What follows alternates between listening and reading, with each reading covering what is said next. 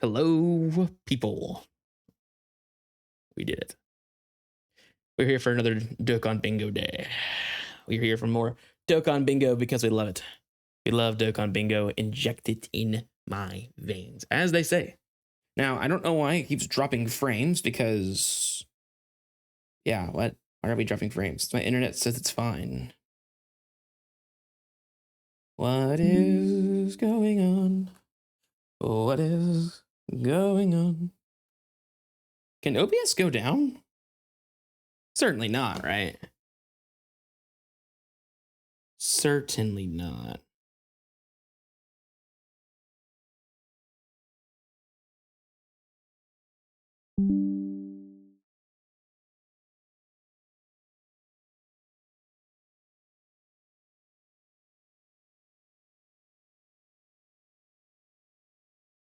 Oh, here we go. Okay.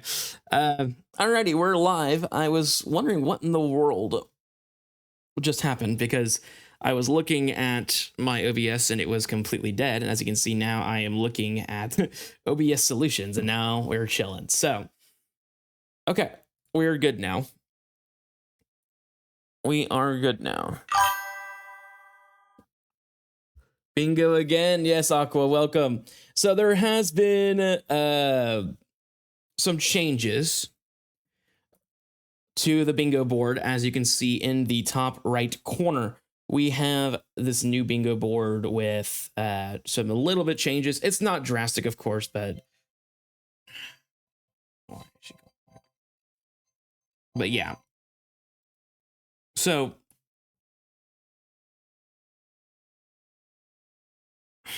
all right, hold up, give me uno segundo, people. I think there's something important going on.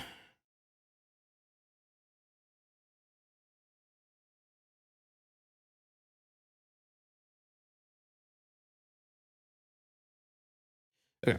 Anyways. No, you're good, Aqua. You're back. So first thing is we have the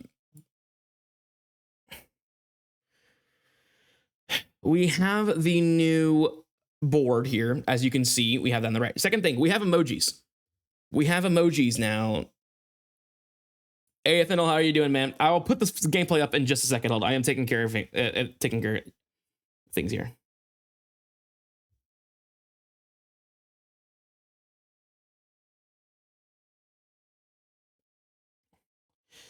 Server been dead all day. Yeah, just how it be sometimes. It's just how it be. So there's new emojis, as you can see in the emoji tab. But if you also install, what's it called? The Better Twitch extension, you'll also be able to find more emojis on top of that. So there is the emojis inside of here. Very limited. They're still going through approval, I think. I'm not really sure. But if you use what is called the Better Twitch extension, I don't even know what it's called, there is way more emojis on there. So I don't even know where it's at per se, but yeah, there are those as well. In fact, yeah. Old version of Asphalt 8, nice.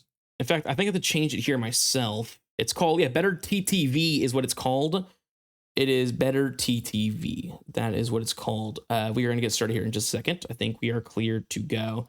Wanted to make sure that we didn't have any issues on our end, but I think we are good. Let me just verify that I have everything good.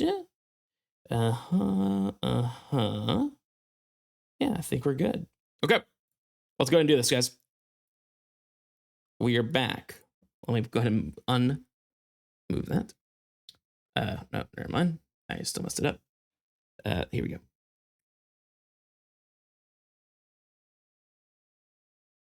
And then I need to go to here and turn on some audio. Nice. Now we are cooking. Now we are cooking. All right, so again, I think it's about all we can explain here in terms of that. I don't know why it shows... Is that black area there for you guys too or no? I don't know, actually. Not sure.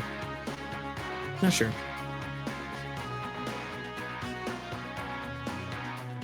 But yeah, we'll just dive right in, right? So We have probably about, I mean, we're gonna do the same amount of time limit, about 3 hours on the clock, but there's a lot of easier challenges on here, a lot of harder challenges on here. I also swapped a lot of these challenges on here because in all honesty, I just haven't completed them yet. So for me, it's just like, why not make this kind of a killing two birds in one stone scenario, where I'm able to clear some events that I haven't cleared yet, while also at the same time being able to do a bingo board. So we're first gonna go ahead and do, or is it at?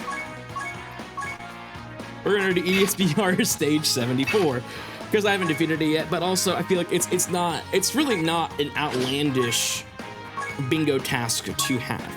I don't really have a plan of attack.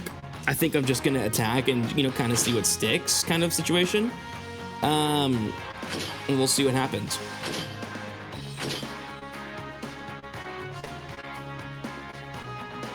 So I don't know if the gammas are gonna do much here, huh? I don't know. I don't know if the gammas are gonna do much here. What the? Okay, hold on. This is way bigger than I thought it was gonna be.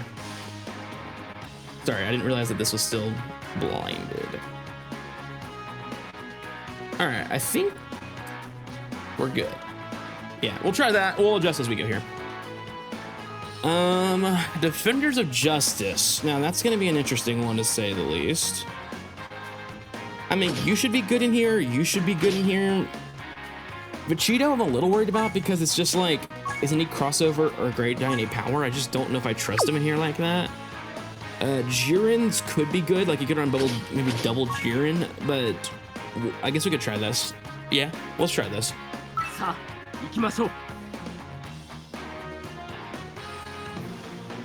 It shouldn't be too difficult, but we'll see what happens. So the timer is gonna start in 3, 2, 1. Let's go.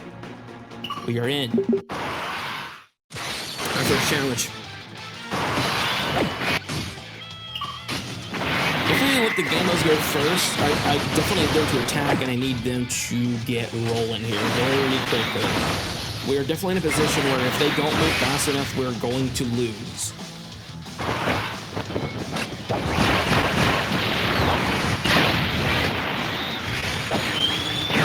Some of that black layer I don't like.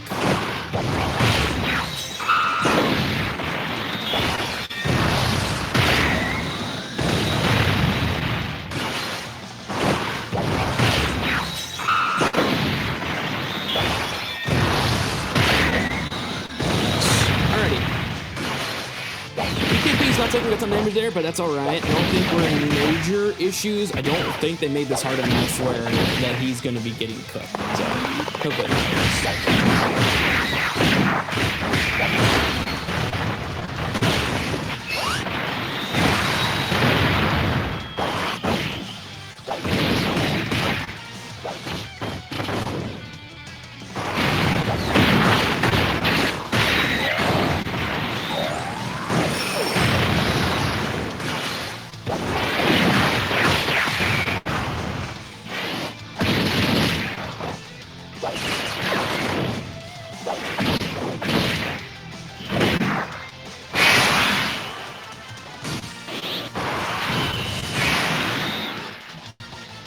That is a lot of damage we just took here, but we'll see what happens.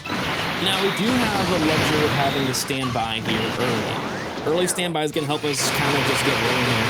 I think it's pretty funny. They didn't give us standby a battle motion. That is pretty interesting to say the least why they wouldn't. But it's a decision. It's a decision, all right. All right. I know he's stunned, but I just really want to get rid of him as fast as possible. It doesn't make much sense to keep him alive, so let's try to do all we can to keep ourselves into this, right? I don't really know how difficult the ESBR is supposed to be, but I can tell you it is fairly difficult. But it does seem like Gohan's going to be doing the majority of the carrying here, which is going to be pretty interesting. I do wonder if they expect him to have the double in this fight.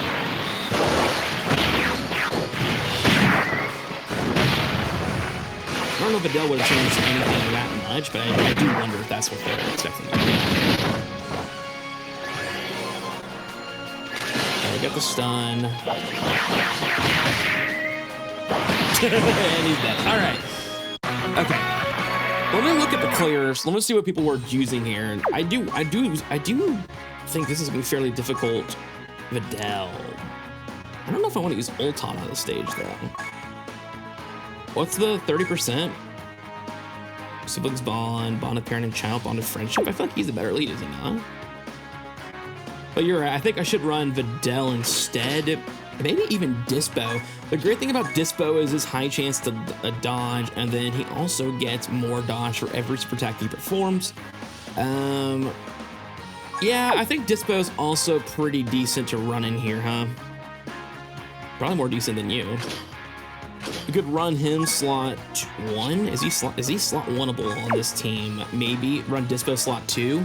Run the yeah, I think that's probably what we're gonna want to do here, right? Let's try that.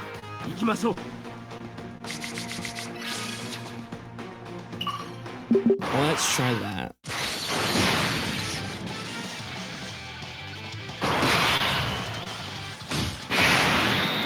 All right, we're definitely putting you slot 1. We need to get you with Dispo as fast as possible, so we're gonna actually trade you off just so that we get you with Dispo. And then, yeah, okay.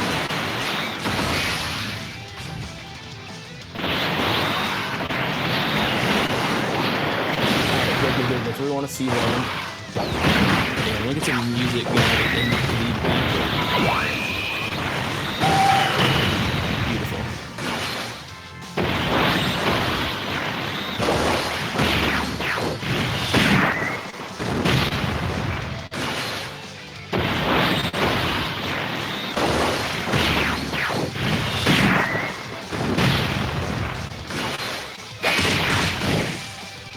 ¿Sabes qué es brillante? Lo aburrido.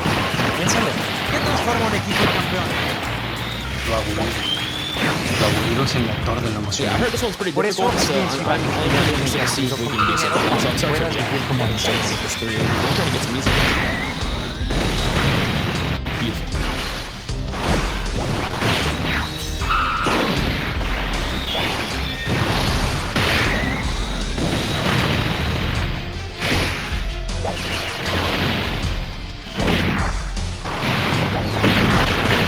We're doing a lot better this time with them.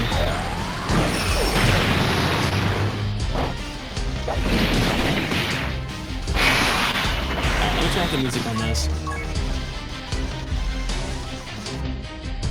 Beautiful.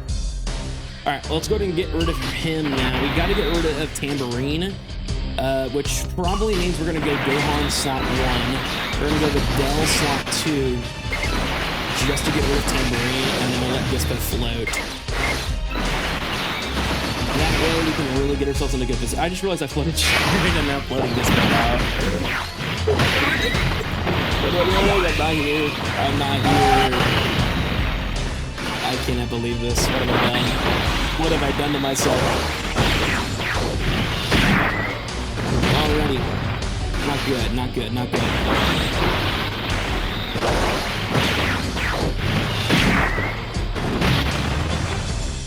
So the one person viewing right now until we have more people join in, which I know we will. I've been hearing some people really covered later.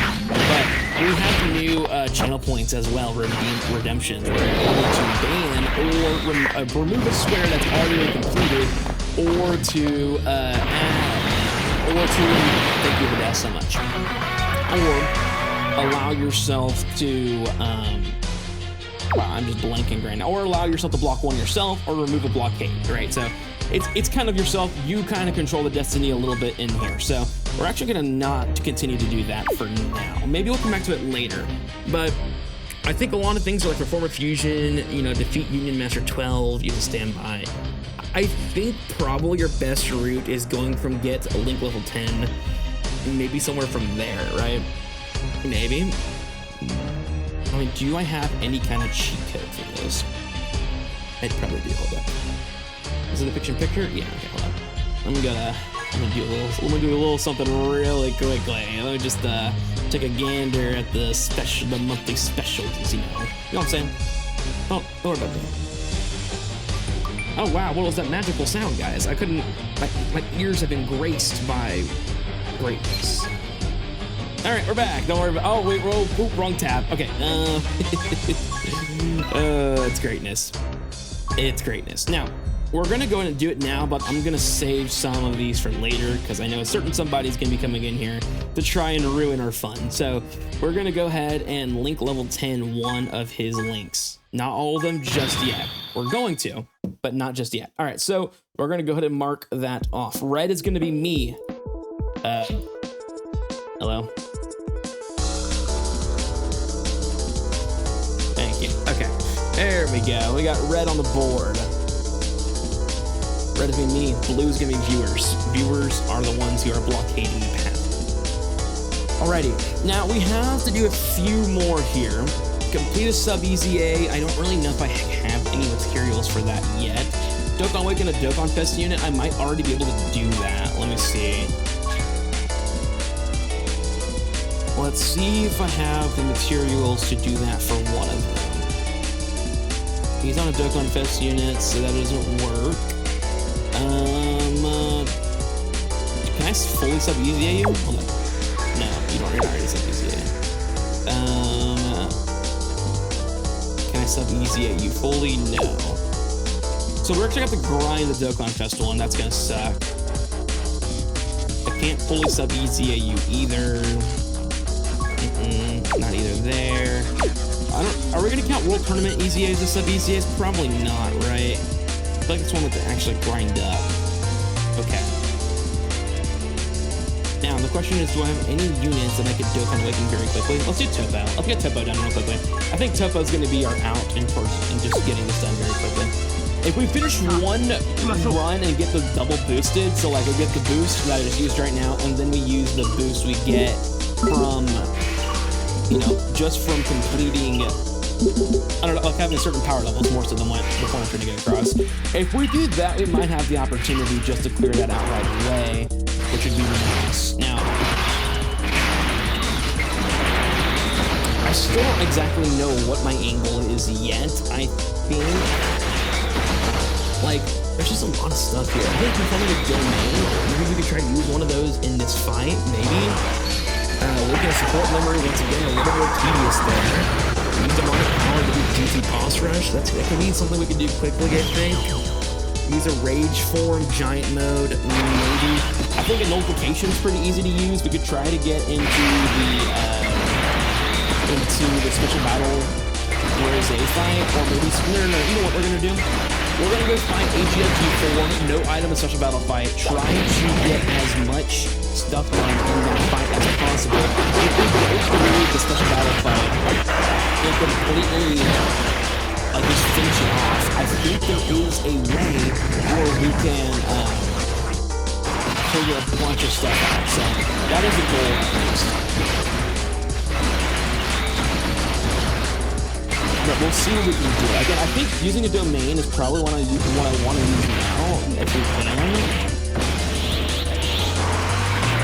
I guess that'd be my goal. Right? I think using a domain would be my goal. I just don't know if we're able to get, we're going to be able to do that. If we do, that's great. The form of fusion does not count when I use Rose. They have to actually become me. So that's a little bit different. Alright, please let me domain. Sweet. Okay, there's use a domain.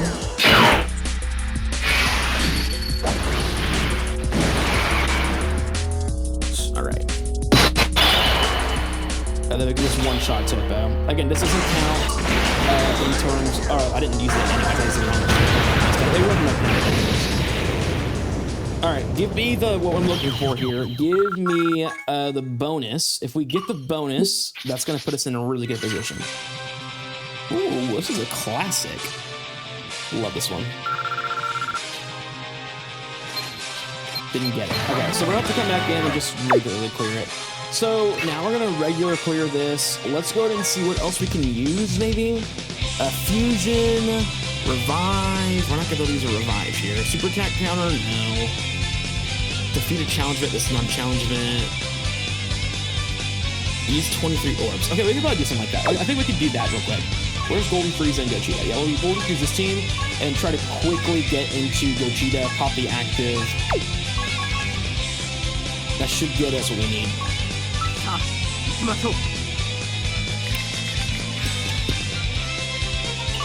As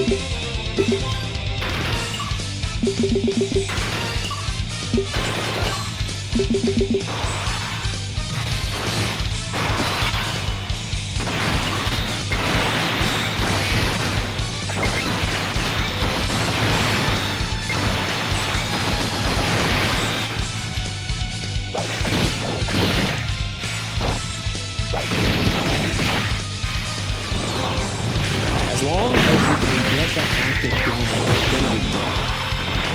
We definitely have to get that.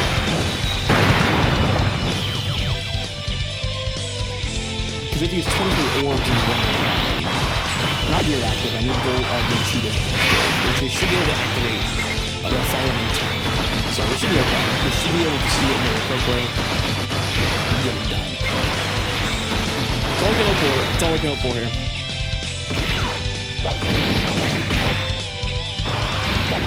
He's gone. But yes, remember to use better TTV to get more access to emojis. You're gonna have a lot of fun using those. I guarantee it.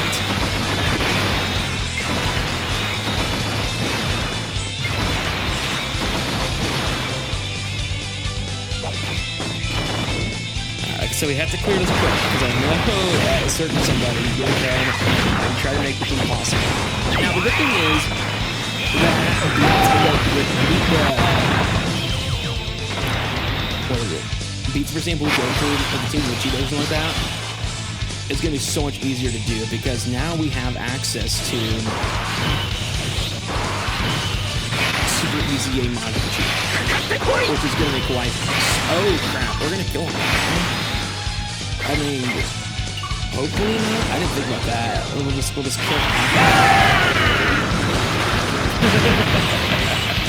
Oh, okay, that's fine. All right, well, we killed him, which means we're gonna have to try this again to do that. But yeah, it's tough. But that should be an awakening for Topa, which is good. Once again, it doesn't really put us in a position to. Well, that's not true. If we do that, perform super attack counter, and let's get red zone roll again. It's true. Yeah. Okay, where's Topo?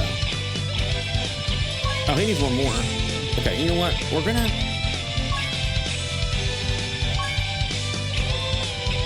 Or should we get one more and not awaken him yet? Like, I think the play is to constantly, like, have things done but not do them. I think that's gonna put us in... I think we should do Red Zone Broly right now.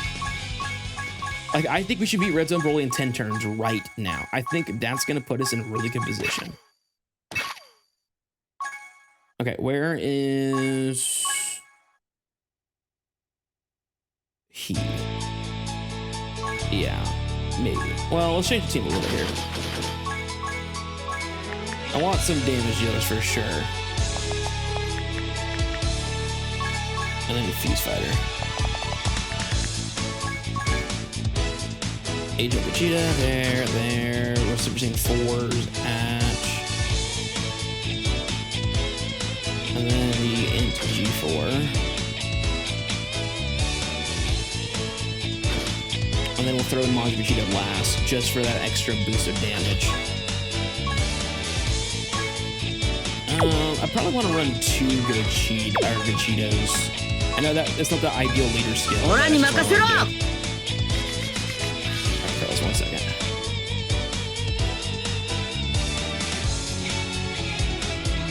Okay, we're good. Alright, Majin Vegeta going slot 1 is exactly what you want to do. That's what he wants anyways as well, because Majin Vegeta now runs the newest, or not the new, but the LR type Vegito in slot 2 and then slot 1 is such a deadly move. So if we could one turn this Broly, we're gonna be in such good shape. I'm gonna be in such a good shape. But I had to change it. I had to change the conditions because it was beat Red Zone Broly in 7 turns, and this guy's just too tanky for 10 turns. So we're gonna make it to 10. It should be possible in 10. Problem is, we need it 1 turn this guy. I don't think we're gonna do that. But to be fair, I actually don't care as long as we can 1 turn the. If we can 1 turn the full power Broly, we're in such a better position. All right, let me turn that down a bit. That's a little loud. As I'm seeing, it looks a little loud on that end. So, okay.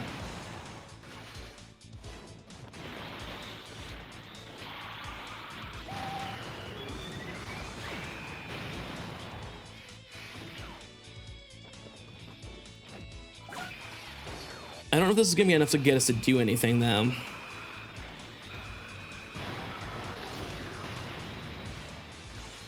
Yeah, I mean, we'll beat him next turn, but I don't love the fact that I'm having to rely on... So I don't love the fact that I'm relying on 2 turns to beat this guy. I mean, he's definitely gonna die, but I mean, it's gonna take us till turn 7 to get to full power roll. I guess it's not the worst thing in the world.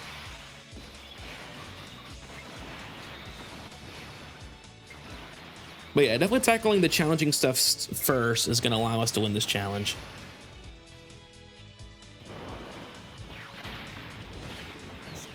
Man, how's y'all's day going? How's y'all's Saturday been looking? Mine's been decent. Can't complain too much. We had a great party before we came here for my 1-year-old daughter. It was a great time.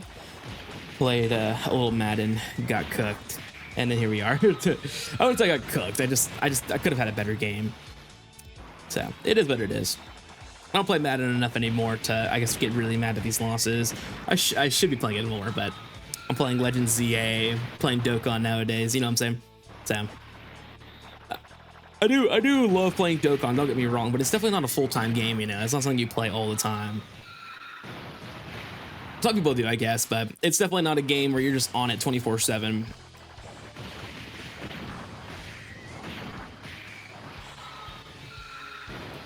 I try more and more just to enjoy the game nowadays rather than trying to look under a giant microscope and be like, this unit's really good, this unit's really bad. At some point, I'm just like, man, I'm just trying to enjoy this game now.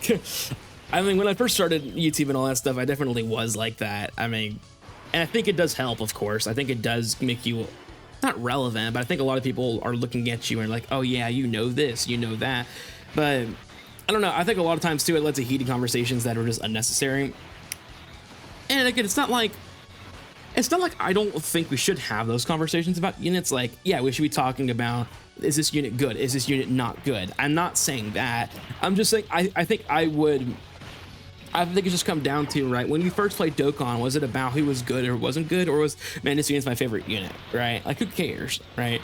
And the whole point of the game is to have fun, try to enjoy the units. I mean, my favorite unit was STR Cooler, and albeit he was a great unit, but a lot of times I juiced him with tons of items, defensive items specifically, just so that he could look good, right? Like, oh yeah, here's my cooler, but you know, he's on 80% damage reduction right now, so he doesn't get cooked by the red zone metal cooler, right? That's how you enjoyed it. Nowadays, I've become so much better at Dokkan, so yeah, I mean, I do run no items a ton more nowadays, because I mean, it would be so much easier just to use items and just obliterate the boss that's right in front of you, for sure. But I do think there is some kind of sense of accomplishment when you do it no item, because I think Nano said this, was once you beat the event, you're not going to want to go back, right? I know there's some people who do. Those people do exist. But, you know, for me, it's just like, if you beat it once, the likelihood of you going back to that event for fun to beat it is very low. And even if you do go back and play it, you're not going to play it that much. You're not going to enjoy it as much. There's a lot of layers to what happens when you beat the event right away, right? Like super quickly, use items. And if you do that, that's fine. There's nothing wrong with that at all. All I'm saying is not my concern, for me, if I beat the event with items and all of that, and I beat it so quickly, I'm not gonna go back and do it. I'm gonna clear all of my events super quickly, and then I'm gonna be bored, right? And I think having something to do, having something to look forward to allows me to play this game more often, or at least with a fresher look. It doesn't mean that's the case. I'm just saying I think items are up to personal preference, of course. I'm not saying if you use items, if you don't use items, it is what it is. Yes, your run does look more impressive if you do win without items. But I do think that, you know, if you want to enjoy the game more and you're just trying to play it to use your favorite characters, you know, I want to use Buhan because I love Buhan since I was a child, right? Or something like that. Go ahead. No one's going to stop you, right? But at the same time, if you're talking about like, oh, but I'm playing this game to be good at the game, or trying to play this game just because I like how the gameplay is or whatever, and I like to, I want to have as much content as possible, then I would recommend you probably go no items, because no item runs are not necessarily like this elitist group thing. It's just something that allows us to enjoy the game longer, savor the wins more, because no items is just, not every fight is designed for no items. And we've seen fights that are designed for no items, right? We saw during the Global Dokkan campaign, they had us build an event, right? They had us, choose the conditions. What are the missions looking like? Is this a no item fight, right? And I think a lot of things that we built like it shows us what they are thinking if the fight is a no item fight. And what we saw was this fight doesn't lock, this fight doesn't do all these hazardous things, which we normally do see in a lot of fights. So yes, when you beat a new item, Special Battle Rose Masu, it's a giant accomplishment, because that fight is not meant to be no item, right? I'm not saying they don't give you the opportunity to do it. They definitely give you the opportunity to no item it, right? Otherwise, if it wasn't possible, they would never even given you the opportunity to do it in the first place, right? For sure. But I definitely think it comes down to the fact that, like, if you're going to no item a fight, then yeah, I mean, do it if you want to, of course. You don't have to. No one's going to force you to do it. And I think it's a lot of things this community has turned into is, oh my gosh, you didn't know item fight, your runs are irrelevant or whatever, right? Like, no, I mean, I think there is some layer of it's okay to use items, right? Again, especially if it's just for your personal enjoyment and you don't enjoy the game because you're not using items, and you're suffering because you're not using items, and you're just playing the game casually. You're not playing it to engage in Twitter debates and to engage. You're just playing to play the game, right? Yeah, for sure. Just don't play with no item. Play with the items, play to get it done. If you have limited time, of course I wouldn't recommend using items, or I would recommend using items, because then you barely have time to play this game. And yeah, playing no item, there's gonna be days where you don't complete a red zone, right? I mean, remember those blue zone fights that came out during the Global Dokkan campaign, and you had to fight the Trunks and the Gohan? I didn't beat those for days because they were so toxic. They were so hard to beat, and I was determined to beat it with a certain team, and I didn't do it. Right? And now when I got all the other things and the other pieces, yes, was it a ton easier? 100%. But it just depends. Yeah, there's a lot of toxic looks when it comes to no iteming. Yeah, I mean, there's nothing wrong with no iteming a fight. Like I said, absolutely nothing wrong with it. But like, for example, when someone's like, oh, did you no item it, right? Or oh, you didn't know item the fight, you're garbage at the game. It's not even about that. It's like, it doesn't matter. Now, again, I do think if you are not no iteming the fights and you are just casually playing the game, I do think you should get, like, it's going to be hard for you to engage into normal banter. And what I mean by that, I think it's going to be really hard for you to engage into, like, conversations about what unit is good, what unit isn't good. And it's not because, like, you haven't used the units, it's just because you haven't used the units into their potential. And more so what I'm referring to there is, like, if you're using a Whis, right, like especially right now, you just saw Gogeta take 340k, right, and that's without some certain factors. But if I were to use that as an argument against G4, oh my gosh, G4 just took this much from a super that does this much XYZ as an argument against Gogeta, I could have a good case because that's relevant, right? But if someone came in, but my Gogeta took double digits there, well, did you use a Whis? Okay, well, yeah, right. So they're definitely, wow. How strong is this Broly on turn 6? What the heck? Wow. That was some damage there for sure. Okay, here's what I'm gonna do. I'm gonna flop around the Vegeta and the Gogeta and Vegito just so that I can get higher stats. I definitely want all of these guys here. I probably should get, no, I don't want to use the blues in this fight. This should be fine. I'm a little surprised he took that much.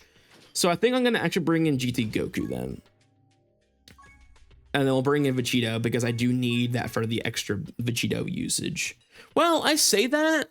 Yeah, no, because then no. Yeah, this is fine. Anyways, it's going to be hard for you to sit in a conversation and debate units if you use items. That is my only caveat to it, right? Like, yes, you don't have to feel pressured to use items at all. No one's going to pressure you to do it. and no one should pressure you to do it. But I will say, if you're going to engage into Dokkan debates and you're going to try to talk about which unit is better than another, especially on the defensive side, right? Offensively, it's fine because for the most part, yeah, your conversation about, you know, let's go. I'm trying to think of an example here, but like your conversation talking about the damage G4 is doing is not going to change because you use the Whis, right? G4 is always doing that damage no matter what. But if we're talking about the defensive side of units, yeah, it's going to be really hard for you to engage in a conversation about which unit is good and which unit is not good, if especially you're using Whis all the time or you're using Ghost Ushers, right? That's fine. But I don't think there's anything wrong with using items without using items. I think when you rank units, yes, you should rank units based off of no item runs. And I think a lot of times I see this at times in my YouTube comment section. Oh, you don't have to worry about this when you use items. Well, yeah, that's fine. You don't have to rank units at all when you're not using using items, because generally most units have what, 60% damage reduction, right? Most units have a high amounts of damage reduction in guard and all that, and the Whis is always pretty much going to get them to 100% damage reduction. So again, if you're playing just to purely enjoy the game or use the units or characters you want to use, go ahead, do it. Pop a Whis, you're not going to die, you're going to have a fun time, right? Destroying all these bosses, and that does exist for a reason. But at the same time, if you're playing this game, you want these events to have a little bit more longevity, because again, like I said, once you clear an event, you're not going to, how should I put it? You're just simply not going to fight it again. The only fights I've rarely ever fought multiple times are the ones I have really enjoyed, like the Rose Mossy fight. I love that fight. No matter how annoying it is, I do enjoy running it because it's quick, it's fast, and it's a good way to find out what units are good or not, because they are the strongest bosses in the game in terms of short content. So to me, I really do enjoy that. But at the same time, I understand people not wanting to fight that toxic fight over and over and over and over again. And really, and a lot of times I only repeat Vincent now just to do challenge videos, like fight Rose Moss in a challenge video, or fight Red Zone Broly in a challenge video, or fight Goma in a challenge video, right? Because it provides me some new ways to try to conquer Dokkan's content, you know, and it helps you guys get entertainment out of it, hopefully. I hope you guys do enjoy these kind of streams and enjoy the bingo streams. I know these are usually the most popular. So, you know, I'm gonna try to make them special, make them fun, of course.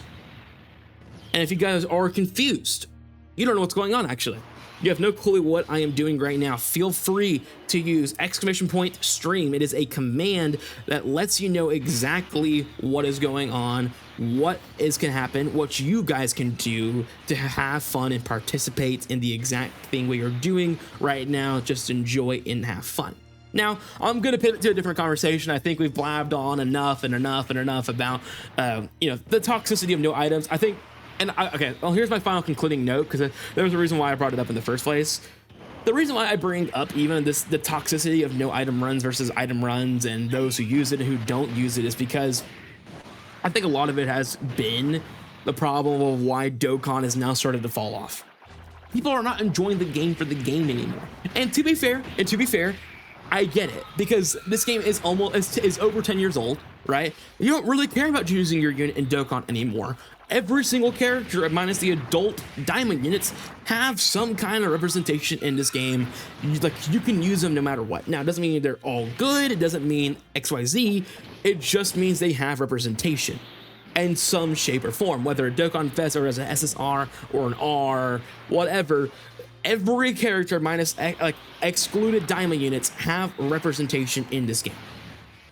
And so I get it, might feel old, like I've seen all of this and there's not much new content coming out along it to keep it fresh and going. And that's a lot of the reason why people are sitting here like, man, is Dokkan gonna survive once Daimo goes away? And luckily we have January's announcement that could change the course of Dragon Ball gaming forever.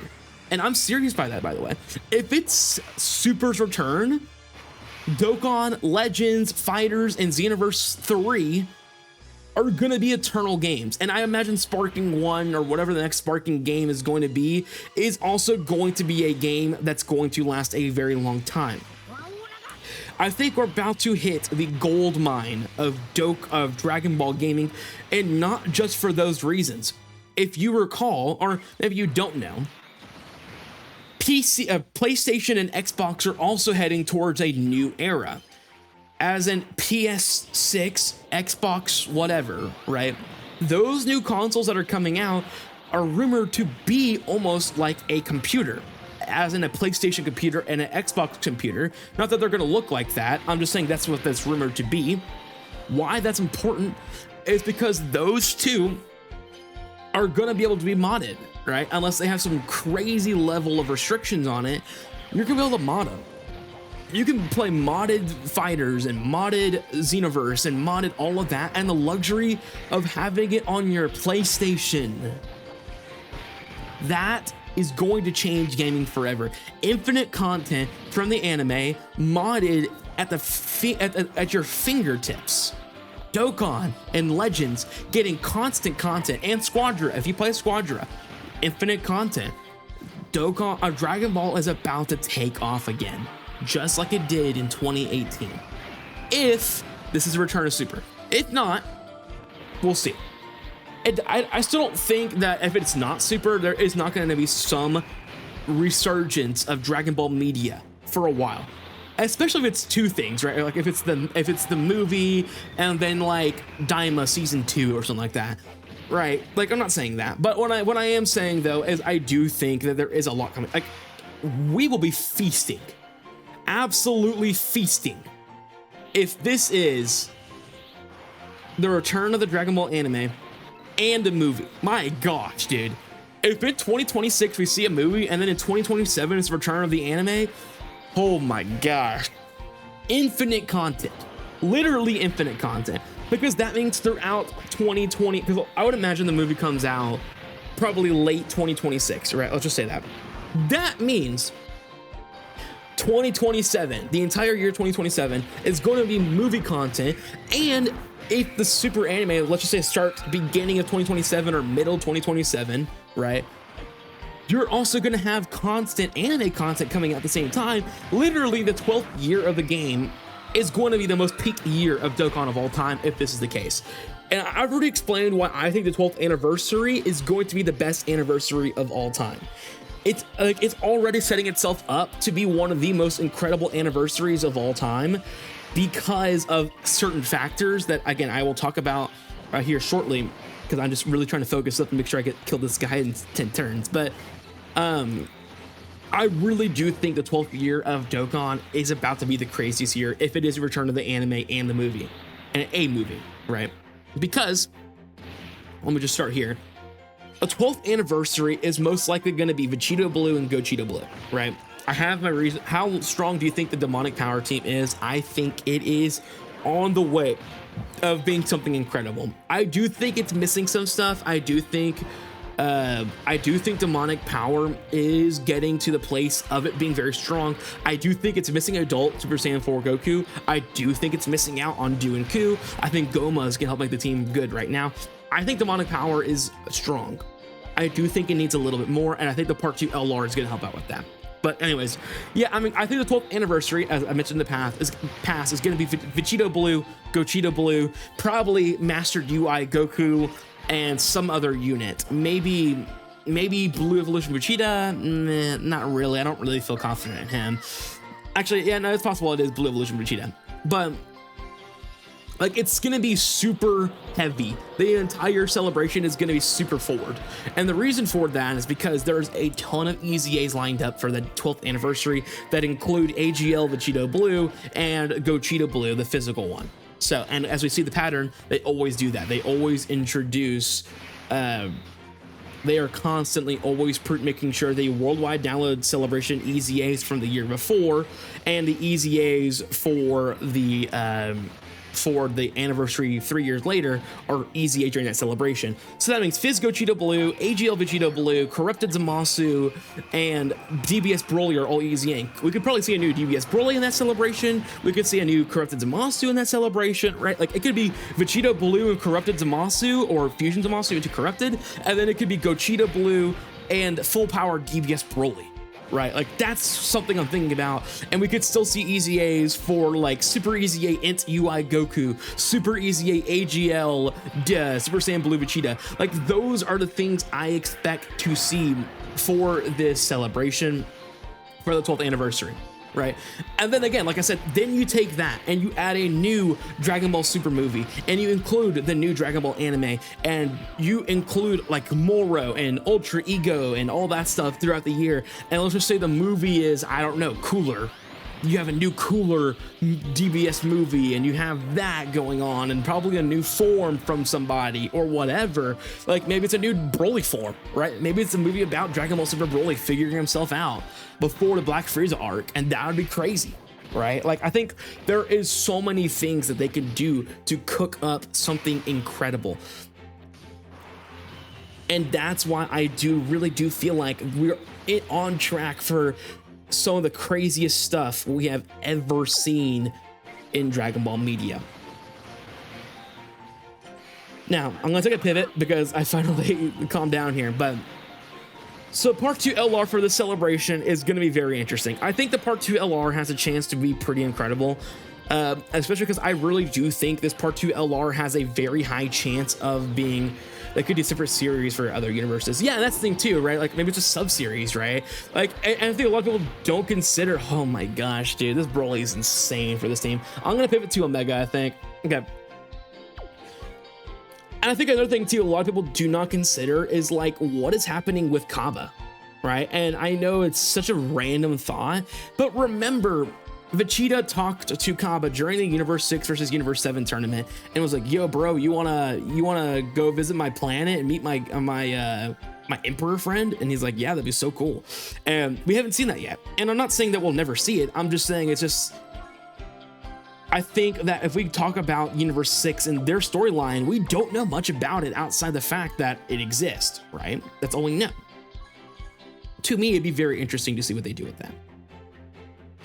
I'm gonna need Rose on this team. Where you at? Okay. All right, this should be a lot faster. But yeah, as you said, I'd be very interested to see and learn about the Saiyans more and what they do and what they impact and all that, because I think, and again, I mean, I don't know exactly what they could be doing. I think even maybe the Kaba storyline is going to tie into what we see for Black Frieza, right? Like imagine, like they're going to visit Kaba on his planet and all that stuff, and then Frieza invades Universe 6 and starts terrorizing it, and then we have to see like the Caulifla and Kale and Kaba all learn how to go Super Saiyan God and stuff like that, and they get Super Saiyan God Kefla, the first Super Saiyan God fusion, all of that stuff going on, right? Like just imagine the stuff like a multi-universal war, and like you said, and then they pivot into the Pride Trooper story. They talk about the Pride Troopers, and then the Pride Troopers have to come in the fight and help. Like imagine all the allies Goku gained during the Tournament of Power, and then all of a sudden, all of them have to link up and beat Black Frieza because he's one of the biggest menaces in the show. Like something like that would be crazy.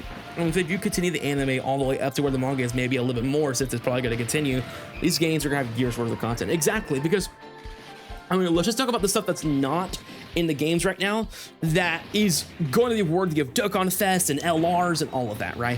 One, Moro has like 15 forms, right? Moro has his goat form, he has his younger form, he has when he absorbs the OG-73, and then he has the form where he absorbs Maris. We have Maris is probably going to be a side banner unit. We also have True Ultra Instinct Goku. We have Ultra Instinct God Goku. We have Ultra Ego, Ultra Ego Vegeta.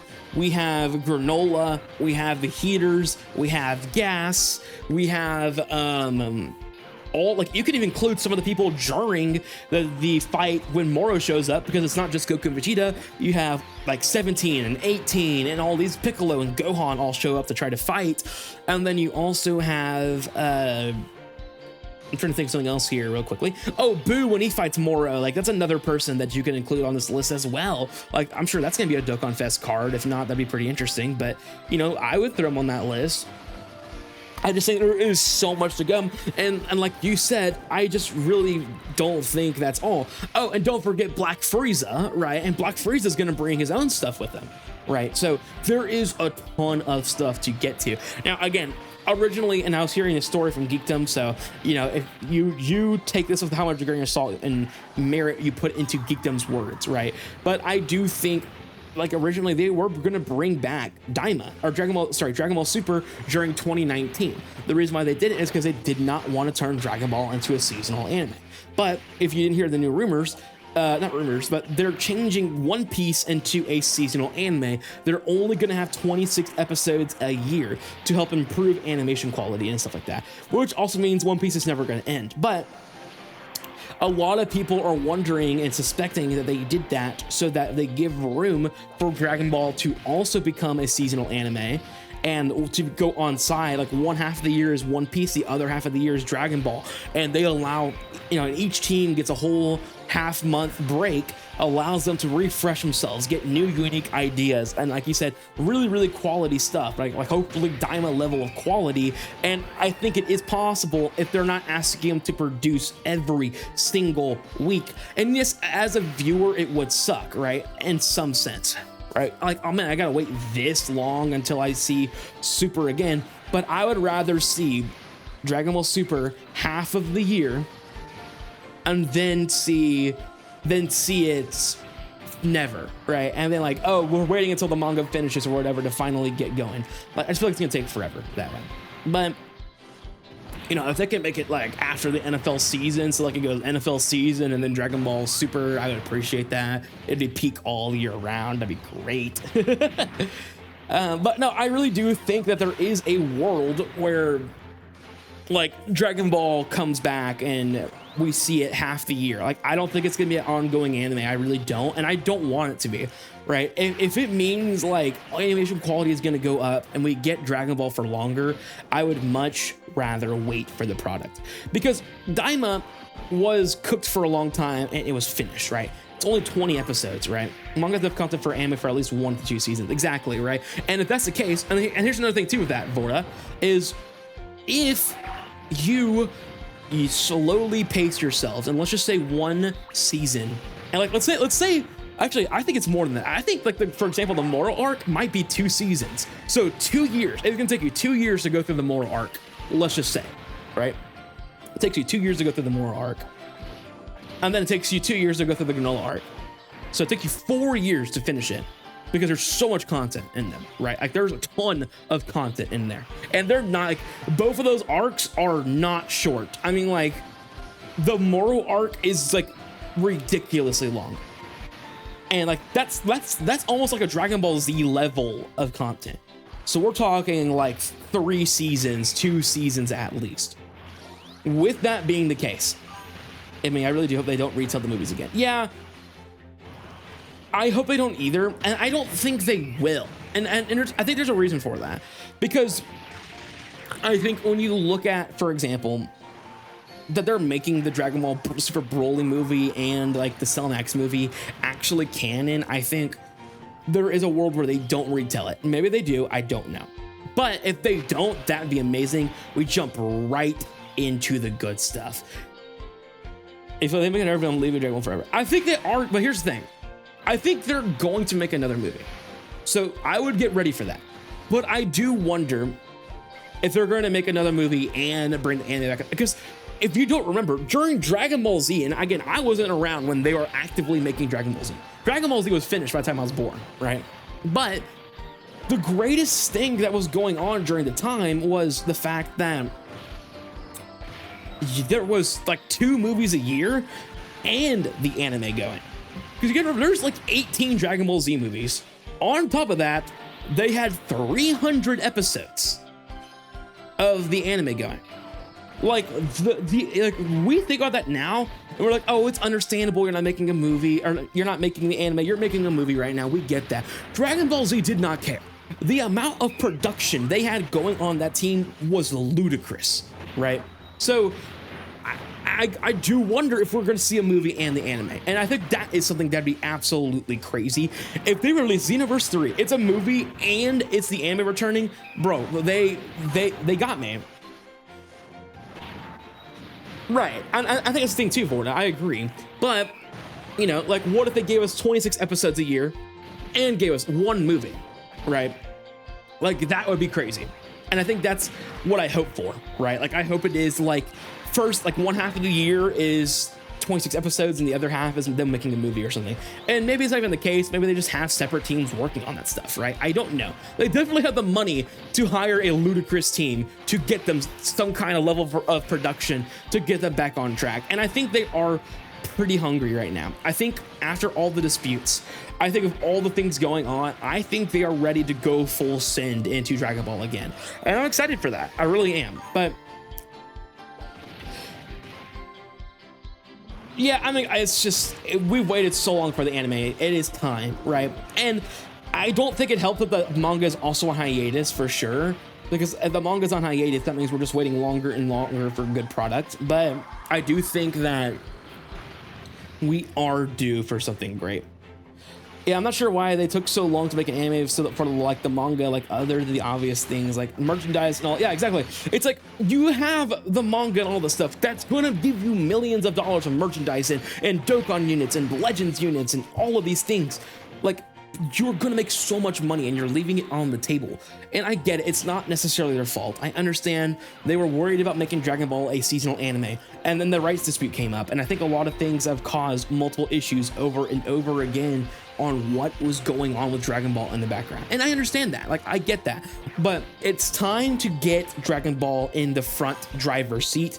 If One Piece is only one half of the year, they got to make Dragon Ball the other half. They got to capitalize.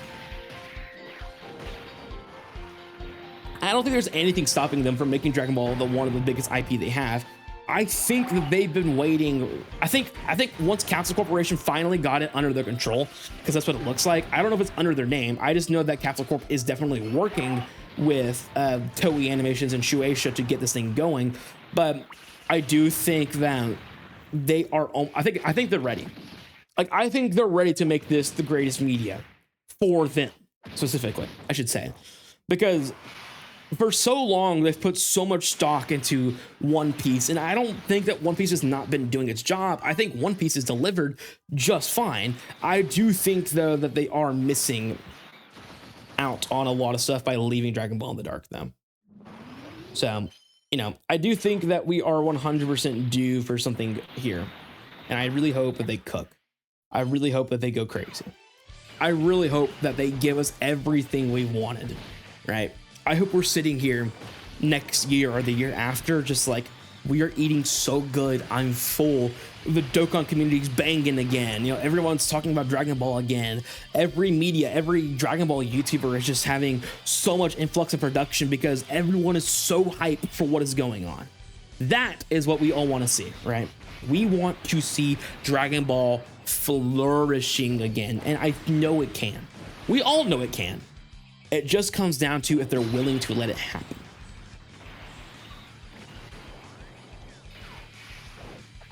All right, we're at turn 9. I really am concerned if we're going to kill him or not. Which concerns me, because I really do not want to be here much longer on this fight. All right, well, we got damage cap. By the way, I forgot I actually have this. All right, so we can go to reach damage cap. Sweet. Alrighty. What's up, Aqua? How you doing? Yeah, I hope they so too. If they keep level quality and manga falling close, they should be good. Yeah, and here's the thing: if they okay, and I guess that's the point I never got to. If they make if they make Dragon Ball Z a seasonal anime, and they constantly have production going, but it's only half the year for higher quality stuff, XYZ, right? Because it really would be like Daima level, right? Because we got 20 episodes of Daima, right? Which means we would get 20 episodes, 26 episodes of Super. I don't think that's that much different than how much time they spent on Daima. And on top of that, that would also mean that they're constantly working on the manga, which would mean that they're always ahead, right? If you're only working half the year on the anime, it would mean the manga is going to have so much opportunity to stay ahead, because the manga is going to be weekly, minus those, you know, rare weekly breaks, right? So that would mean that every week they're working on the manga, while only half the year. Aqua, I'm gonna let you look at the new channel points before you redeem again, because there is new channel points that are specifically meant for bingo squares. So take a look at those. That doesn't count. There are new channel point redemptions for bingo squares. Also, yes, Xenoverse 2 OC is peak. Also, for everyone in the chat, really quickly, before we continue rambling on Super and all that stuff, there is new emojis inside of here. There's new emojis. On top of that, if you have the Better TTV extension for Twitch, there are 1,000 new emotes in there. So, like, not 1,000, but there's a lot of new emotes in there. So check them out. Check what we got. Coca-Cola, what square are you blocking, by the way?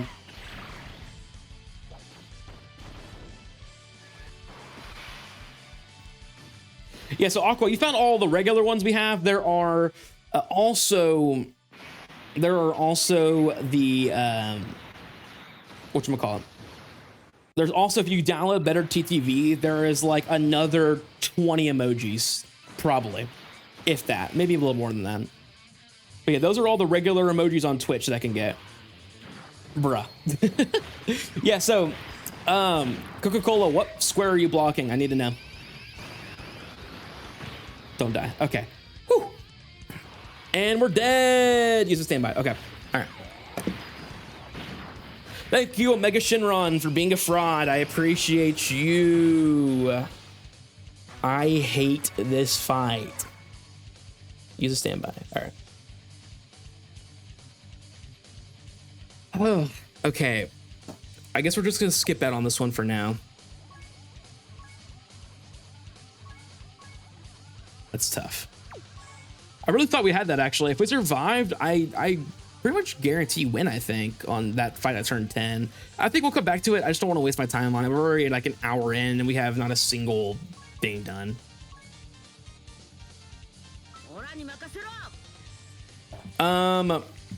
Anyways, yeah. What would the best demonic power team be right now? Specifically, demonic power is a little tricky because there is, outside of the Daima team, I don't really know if there's that many good demonic power units. Right, because think about throughout the year. I mean, we haven't got really that many demonic power releases. We also don't have much EZAs. I imagine the Kid Gohan's going to be a part of that team, right? Like, I imagine that we're going to see, the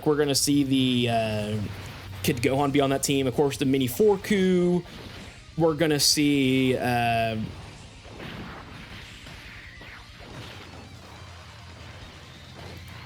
let's see here. So the difference between block and remove. Okay, so Aqua, if you're blocking a space, you're destroying one that's not been completed. If you use remove, removing is removing one of the blockades or one of the ones I've already completed.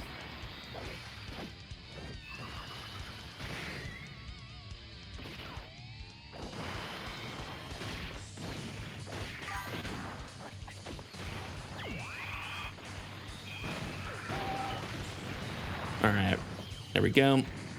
Yeah, but I really do hope we see Xenoverse 3 this year, man. If we see Xenoverse 3 this year, holy crap, man. It is going to be crazy. I know they said that we're not going to actually see Xenoverse 3 this year, right?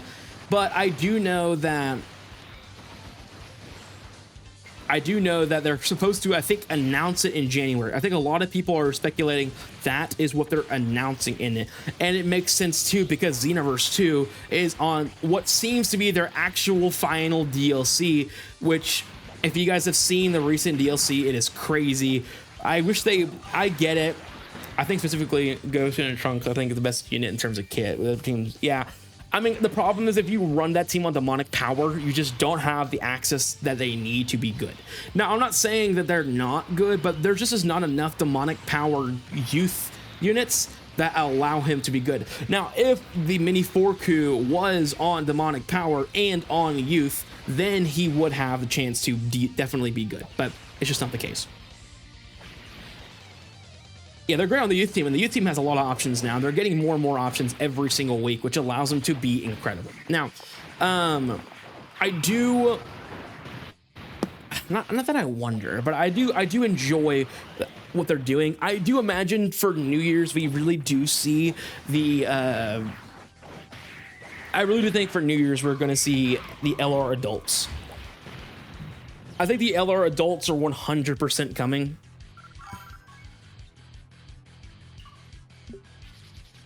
Yeah, but Vorta, Xenoverse isn't like that though, and that's the thing that makes Xenoverse great, right? Xenoverse is about changing history. It's about doing something different, and I think that's why it was so good and so well received, because Xenoverse is not about, oh, we follow the same story, ooga booga, right? It's like, hey, we've changed history, and I think if they spend 500 to delete Vorta, I mean, you could ban them. How many points is it? I don't even remember how much it is. Oh my gosh.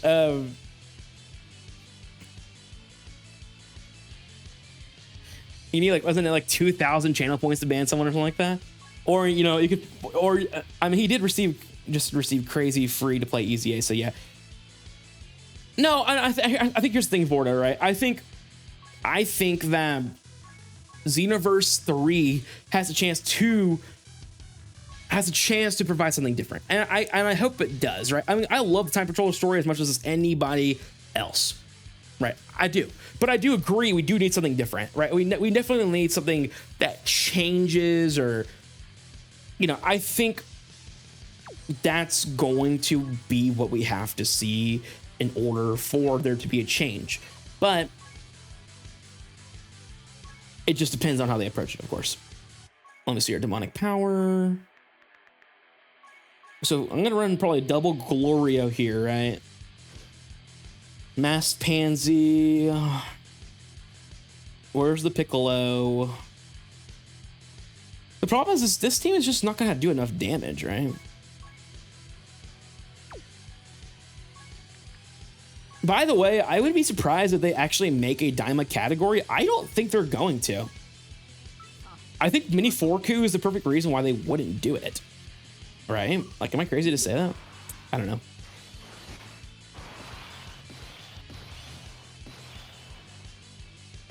Yeah, I mean, look. The only game I would feel confident in is Xenoverse, because it's a modern gen game, right? Like, if you're talking about like, oh, I wasn't confident what they did with Sparking Zero, but yeah, Sparking Zero was a nostalgia fest. They fumbled it, but also the game was never going to deliver. And I know I'm saying this like as if, oh, I saw this coming. No one saw that coming, right? No one thought that it was going to fumble that bad. I didn't. I thought it was gonna be hype. But a lot of it is, think about it. You played that game offline by yourself with. It was just like, oh, I played this. I make my own stories. I played in the world tournament against CPUs. That was simpler times back then. That's when you found ways to entertain yourselves by playing player one versus CPU. Right? The difference is, Xenoverse is a modern gen game that was already popular. It already has all the crazy stuff about online PvP and 3v3s and raid bosses and 2v2s and custom characters and all of that stuff. And they don't have to add anything new. They literally just have to fix the netcode, give us a new unique story, and then, you know, maybe add some more races and more customization, and then you're cooking. Like, I just don't think there's a way to completely mess up Xenoverse. There really isn't. As long as they update the graphics, they give us a story that we have not seen before, right? I think that's a lot of things that are gonna get us exactly what we want. I don't think this is gonna be possible, by the way. And I've just not been getting anything done right now. I am struggling. All right. All right, let me see here. Or a special battle. My problem was that they didn't have enough to catch people. Yeah, I mean, it was definitely a ranked game, right? But I mean, again, all the people were like citing like, oh, but they didn't add these modes that existed in, that existed inside of Budokai Tenkaichi 3. I disagree. I mean, I didn't really play Budokai Tenkaichi 3's other modes. I played player 1 versus calm, and then I played the what if story or the story mode, right? And I, to be fair, do not think they added enough story mode at all. I really do not. I think that they should have. I think that existed, but I don't think that they added enough story mode stuff to make it work. But I also do think that, you know what? Actually, I am gonna run you. Yeah, I'll run you there. Okay. Again, I just don't think they added enough stuff for that, and that would be my concern for it.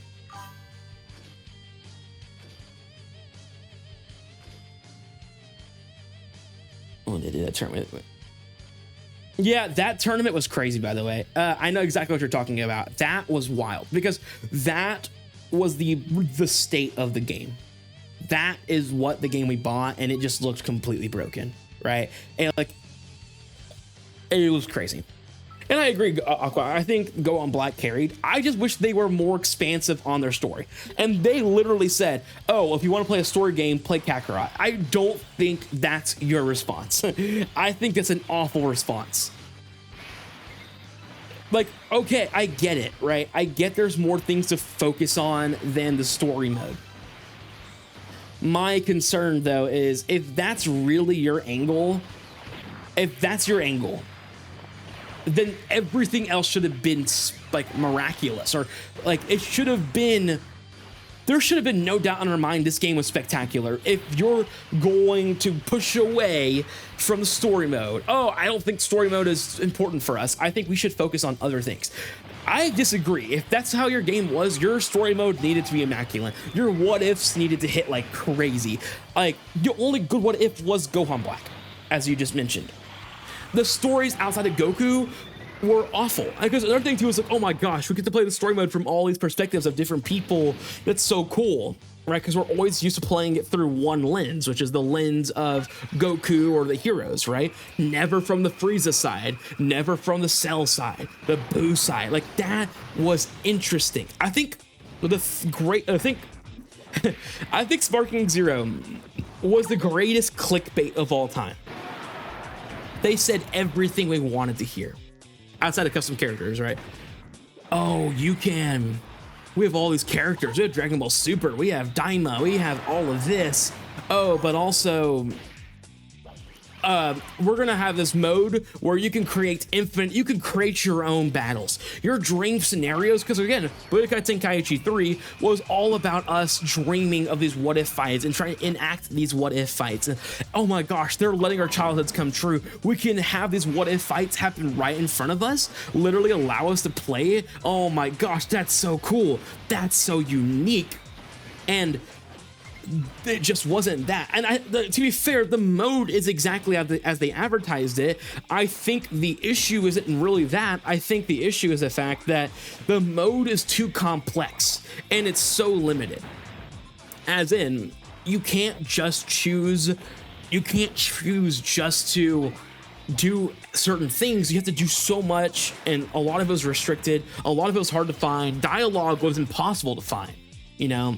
They tried to do too much, exactly as you say, Coca-Cola. They did too much and didn't succeed in anything.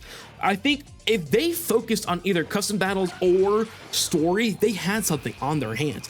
Story mode from 8 different perspectives that were expansive and well done and well thought out. Now, I get it. Jiren and Goku Blacks, I understand those being short because they are already not giant storylines to begin with, but you also shouldn't be catty cornering everything in their stories as well, and maybe even include some stuff beforehand, some new lore, right?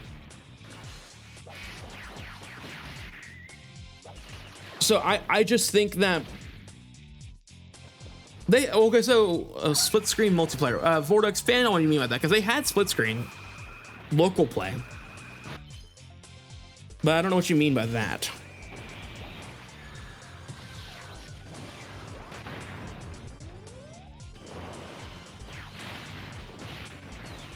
But yeah, I mean, look, it's Sparking Zero. It's the first game, and we're comparing it to Budokai Tenkaichi 3. Yeah, they did local split screen. Yeah.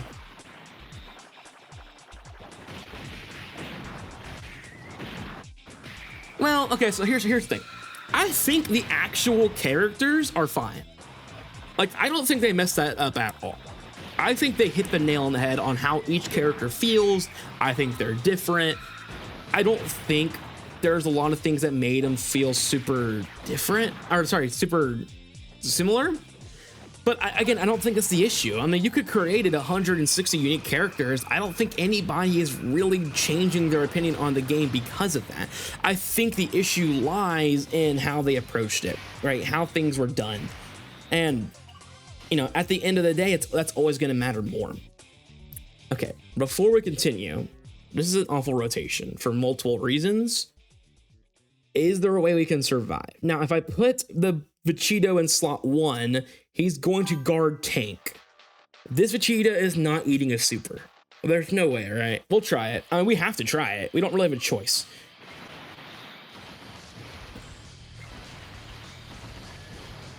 Gosh, I was really hoping for... This is why I hate running Vegeta. I hate running that Vegeta. Wow, even with guard? Yeah, we would have got toasted, dude. We're definitely dead. We're definitely dead, and that's fine.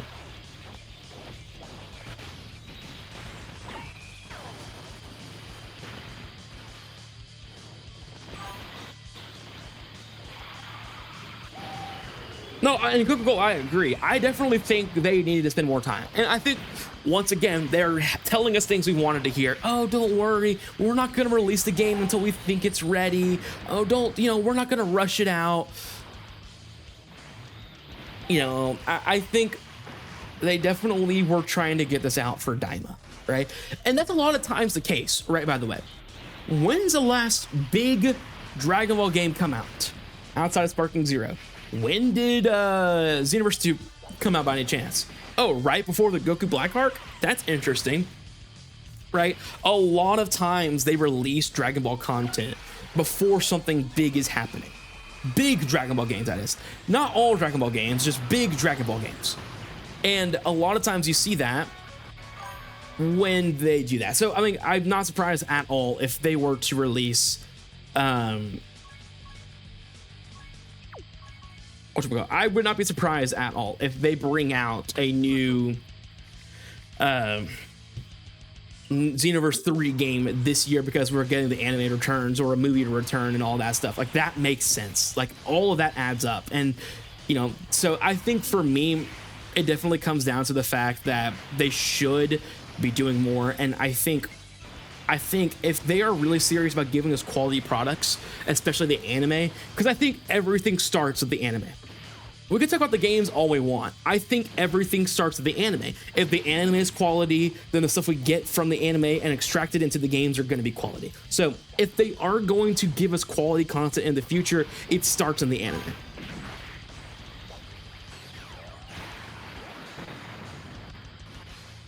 Yeah, I remember that. Okay, so you're talking... Yeah, I remember that. Yeah, I remember that. And I know they fixed it eventually, but yeah, I know exactly what bug you're talking about. That bug was crazy, by the way. The full HP bug was wild. So, I mean, I agree. They definitely didn't test things out, but to be fair, I don't know how often people actually test stuff out. I don't think having a game-breaking bug is, you know, necessarily their fault. And I'm not trying to defend them. I just think that... Yeah, balancing was issues and all that stuff, and I'm glad they changed it to where everyone on ranked and online is now all equal. I think it's how it should have been to start, at least on single, like, 1v1 fights. You know, I think that's great. Because, again, I think, and they explained it many times, this game is not meant to be ranked. This game is not meant to be competitive, right? And I get that, but we're in the era of ranked play. Like, there's no reason for me to play Sparking Zero if it's not ranked play, right? And I'm not saying that to the people who actually do play other games that are not, you know, stuff that's ranked or whatever. I'm just saying, like, it's just more times than not, you're playing games because there's online play, specifically ranked play, right? And I'm not saying that... And I'm not saying, like, oh, you only have to play that or you should only cater to that, but I just feel like if you're going to make this game have online compatibility, you need to have a good PvP boom. I mean, Saints are a game. It may not be competitive, but adding PvP and making balances changes that. It's a PvP. Exactly, right? Like, if you're constantly changing the balance of characters and what they do and XYZ, this is a PvP game. And that's what Sparking Zero is, and that's fine. That's the new era, and that's what we need to embrace, is the new era of gaming. This game wasn't around for 15 years. People would have gotten bored of it long ago, right? Fighters is a competitive game, and that's okay. And Xenoverse is probably the game and the only game that will ever have true casual play and ranked play, because Xenoverse has the luxury of 2v2s and 3v3s and items that you can use in battle and raid modes and parallel quests, and there's so many things. Sparking Zero doesn't have that luxury because it doesn't ever exist. It never existed. You can talk about, oh, but what about those challenge modes where you can fight this boss? And we have that now, right? We have the legendary face-off mode where you get to fight this one boss. It's not entertaining anymore because that doesn't entertain us anymore. Games have evolved. You can't bring out a game that came out 16 years ago and expect us to play it. If that was the case, everybody would still be playing Budokai Tenkaichi 3. Still. But they don't, because it's not entertaining anymore. And there's some old heads who do, and that's fine. But for the most part, 99% of the time, you're not playing it to... You're not playing Xenoverse, or sorry, you're not playing Budokai Tenkaichi 3 for anything else but the World Tournament mode, and it exists, right? The World Tournament mode does exist in Sparking Zero. Albeit, yes, not as good as Budokai Tenkaichi because you can't spectate, and I think that's stupid. I think look, I'm not saying Budokai's a bad game. I'm just saying, like, if Budokai was here today, right? How about this? You explain to me the difference between Budokai and Sparking Zero. I'm not saying there's not any. I'm not saying that at all. I think there is differences between Budokai and Sparking Zero. But what I'm trying to say is, if you're telling me the differences are so significant in Sparking Zero, then Budokai, because of whatever, right? I mean, the general premise of both games are a open-esque world 3D fighter, not open world, but 3D fighter. The rosters, you know, they have the same love for rosters. I do think they cut out some characters that is not Budokai-esque, for sure. I'm putting them slot 1 because they cannot take a super. They cannot take a super right now. They have to go slot 1. I also don't know why I'm running these guys, by the way, but they're here for some reason. But like, right, like the World Tournament mode for sure. Right, the World Tournament mode for Budokai is easily the way better than Sparking Zero's, right? For sure. But I think, you know, and Beam Struggles, you know, and there's some other things that are better that are inside Budokai. But if Budokai was around today, would people have been as hyped with it now than they were back then? And I would say no, because the reason why is because online play was not huge back then. People were not caring about playing with friends on Budokai. Now, they like online. Now, would they invite friends over to catch hands for a little bit? Yeah, but we're not as stimulated as we were back then that we needed constant development, constant movement, constant X, Y, and Z, right? So Budokai was a great game that provided us so much roster that we've never seen in a game before. Now we have Xenoverse, which arguably has still a bigger roster than Sparking Zero. And I think a lot of those things cause, you know, have created this like, okay, having a big roster is no longer special, right? And I still think I think Budokai's story mode was significantly better. And again, that's what I just mentioned. But I just don't know if Budokai came out today, would it have been as impactful as it was back then? I think Sparking Zero was nostalgia bait, trying to get us back into there. And I think a lot of it is the same premise. It doesn't mean the same execution. I just said same premise. It's the same premise. And it didn't hit as hard because no one's looking for local play anymore. Everyone wants to hop online and give the hands to somebody. That didn't exist in Budokai. And I think that's what's changed the perspective of the game. And I do think there's some other mechanics that did not need to be in there, like revenge counter and other stuff, for sure. But I just think it's how it is.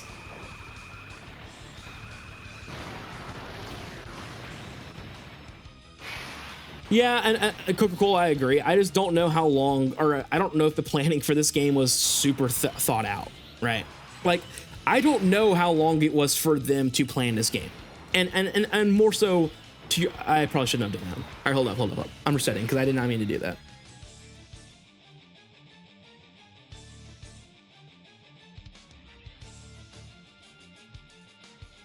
But yeah, I mean, it's just like, I don't know. I just feel like they could have done so much better with it for sure. And I just think it's trying to get a game that was great for its time and trying to modernize it. And it just doesn't work because it doesn't, the game's concept, what made it good back then, doesn't make it good today. And I'm not saying Budokai's not a good game. Don't get me wrong. No, don't get me wrong. I'm not saying that. I'm just saying if you release it today, I just don't think it's as popular as it was back then. And with that being the case, it just brings up the point of, okay, if it's not going to be as popular as it was back then because of how gaming has changed and how gamers now approach games and how, you know, so many things have changed in the gaming world because of that, did Sparking Zero ever have a chance? It might have. I just don't think they modernized it well. I don't think they did it at all because, as we just mentioned, as we've been talking about, the way you do that is make it a PvP game, and they failed. And they failed because in their eyes, they wanted to be so much like the original Budokai Tenkaichi that they made it unbalanced and all XYZ stuff, and it doesn't exist anymore. But also, like I mentioned too, they left out too much stuff too. Like, great apes and giants were also another reason why I love Budokai, because it's one of the very few games you got to play as giants. And yes, they had giants in the game, but for example, like Bardock and Fasha, first of all, most of them aren't even in the game, but you know, the Bardock crew and all their great apes and stuff like that, we just don't have that. And Turles and his great ape, right? Like, again, I do think the roster definitely needed more, and I am interested to see what they do for DLC for this game, because we know in January are gonna see more DLC, or I think next year. I don't know if exactly they said when, but there is DLC coming for this game. I wonder if it has something to do with the new stuff. It might, or maybe it doesn't. Maybe it has everything to do with other stuff. I don't know, and I hope they don't make Sparking Zero the new Xenoverse. It does not deserve it, right? Not even close. Xenoverse 2 was a hit on delivery, and it lasted a very long time. Yes, and the DLCs helped out a ton too, but the game was a banger day one. Sparking Zero was not, and it's still not a banger. I have it downloaded. I'm not playing it, but I have it downloaded. Am I planning on playing it anytime too? I just don't know. Exactly. Xenoverse 3 is going to be the new Xenoverse if they execute it well. But like, what I'm more so referring to being the new Xenoverse is I don't want it to be the game where it constantly is getting new DLC and new DLC and new DLC. Work on Sparking 1. Drop Sparking 0 and release Sparking 1. Or you can release it after Xenoverse 3, that's fine, but you have to start working on the next one. And as you said, Xenoverse 2's DLCs were so good. They were so good, and they're still good, by the way.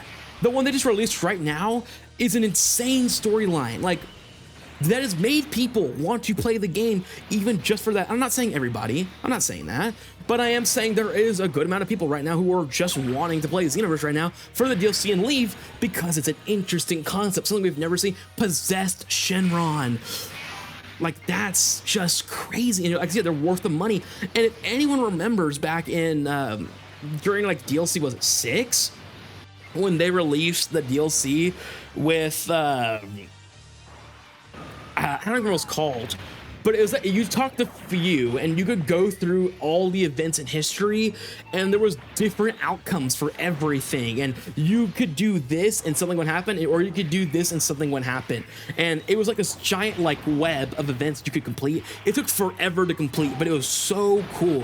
Like, there was that cutscene with Jiren and Rose and Zamasu. Like, that was a really cool cutscene and stuff like that. That led to some of the like greatest Xenoverse stuff of all time, and Xenoverse kept innovating the greatest thing of all time after the greatest thing of all time, and that's what kept Xenoverse fresh for 10 years to even to where now people want to play it.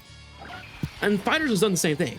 Fighters hasn't had to change the landscape of the game too much, except recently they've restructured every single character. They've restructured every single character in Fighters. It's fresh and people want to play it. That's incredible.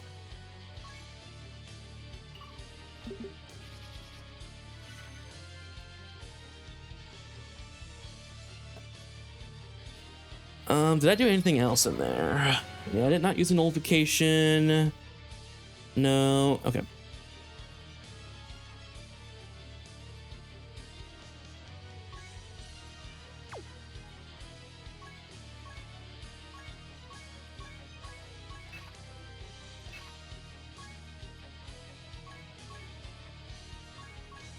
What do you mean Zamostio is a problem? I wanna hear what your specification on that is.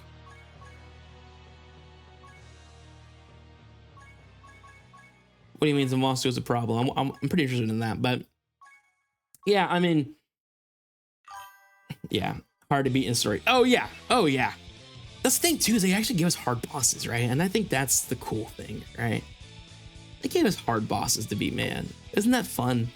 Getting actual difficult bosses to beat. Man, what a time. What a time.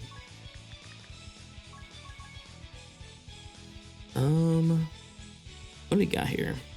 Really not much. What about movie heroes? Dude, that was crazy. Cooler and dude, what a wild duo. That was crazy. That was definitely a difficult boss for sure. Just jumped you for 7 hours straight.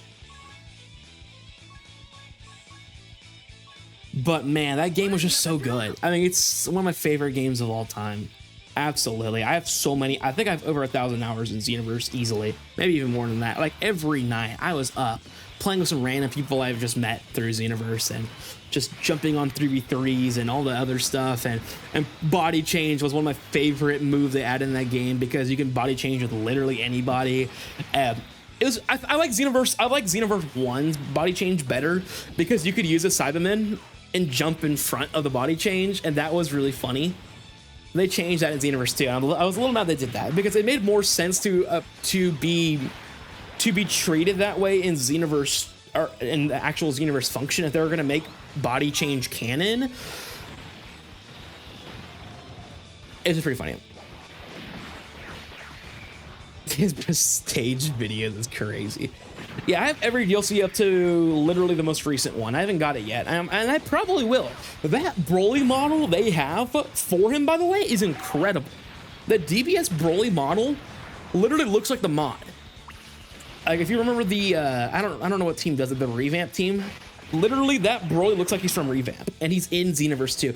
The models have gotten a significant upgrade, which is crazy.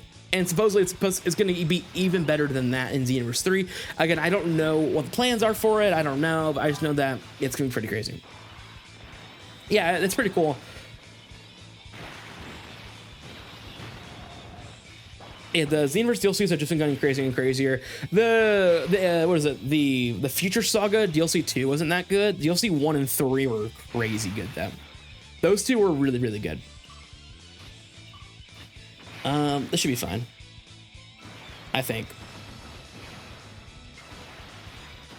Because the first one is Corrupted Rose, Corrupted God Vegeta, and there was a lot of cool stuff out of that. But I do think that the DLC 3 is the best one.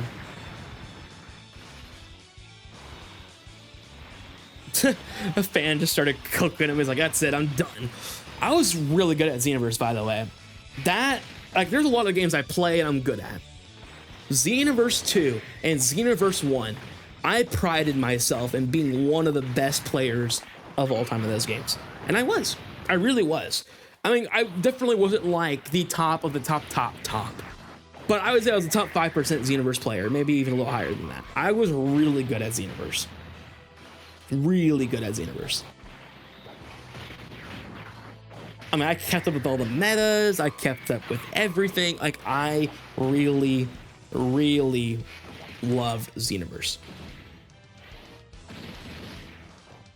And I really do hope to make it a staple on this channel once Xenoverse 3 comes around. Dokkan is not going to leave ever, especially if there is Dragon Ball Super stuff coming. Dokkan's always going to be here. But do... probably so. Maybe not anymore. I'm nowhere near as good as I was back then. But... yeah, I mean... yeah.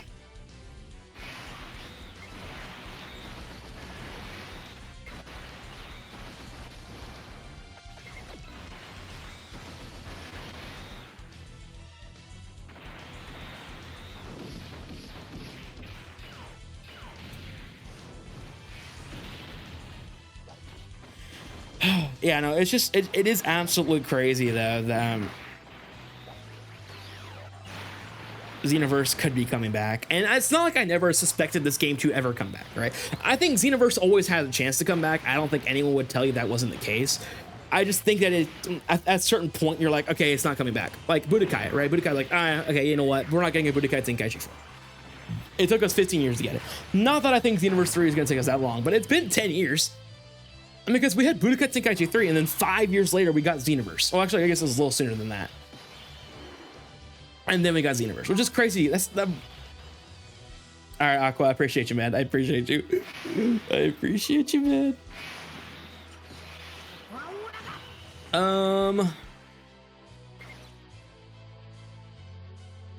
Crap. The problem... I'm gonna have to usher here? Really? It's such a waste. Nah, you know what? I'll do this. We'll do this. What do you think of Gekishin Squadron? Do you think it's gonna be the Nether Breakers? I don't. I actually don't. I think that so many people are actually going to Gekishin right now, and people are actually enjoying it. I mean, Nano, Diddy Sauce, Iron Cane, all that stuff. Like all the Dokkan / Legends YouTubers, for the most part, are actually playing Gekishin. And it's interesting to me because I think Gekishin Squadra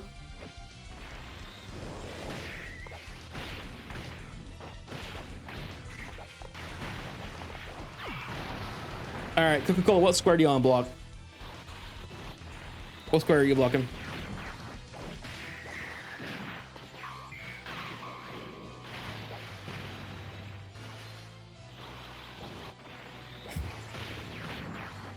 Yeah, right. Like I'm ever gonna get 10 turns on this Broly fight.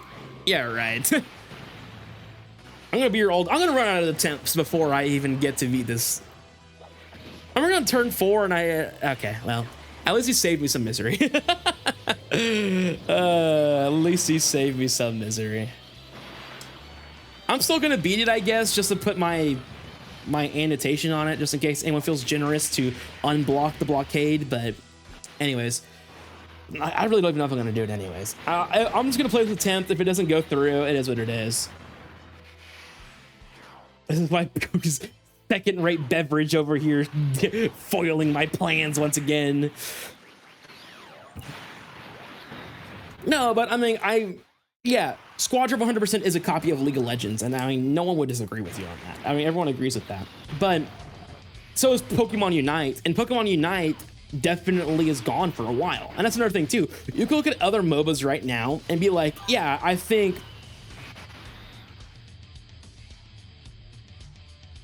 fine. I've done it in the past where you can beat it while it's blocked, and if someone unblocks it, then you get it. But if we're not gonna do that, fine. Because to me, it's like I cleared it still. I still completed the challenge. Right. Now, if someone removed a square that I've already completed, then sure. Right. Whatever. But it's a little different that way. All right.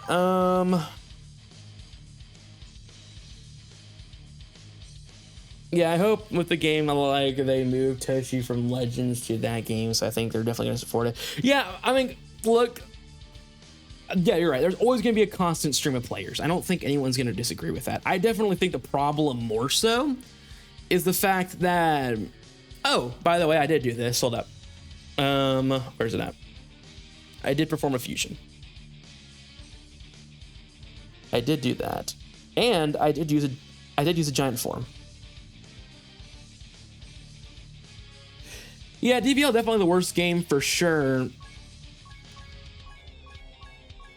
I think the concern, of course, is the fact that it's just so much power creep, right? I mean, that's the issue, isn't it? The issue is all the power creep that's going on. I think that's definitely the issue. Okay, we get rid of... No. We get rid of...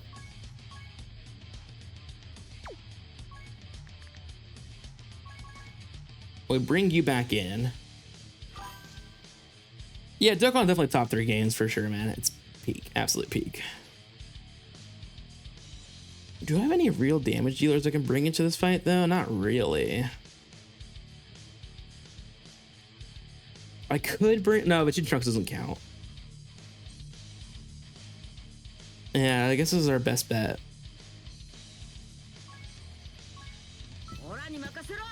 Alright. Now we got some slot 1s on this Vegeta team, finally, thanks to the super easy Image Vegeta. But yeah, I mean, there's always gonna be a constant stream of players, and also I think another thing too is the fact that is no matter how you look at...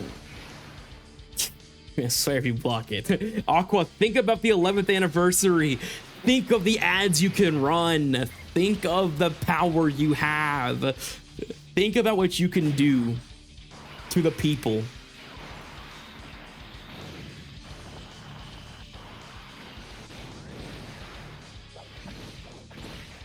Now, yeah, I mean, but okay, so here's the thing. I think Gekishin's always going to have a stream of players, as we mentioned, right? Like, it's always going to have a stream of players. I think people are always going to play it. Like I said, Nano and The Truth and like all of the kind of big Dokkan YouTubers are actually playing Gekishin. Sure, you could. You definitely could do that. But like, again, a lot of these Gekishin, players are from, of course, you know that. Yeah, I mean...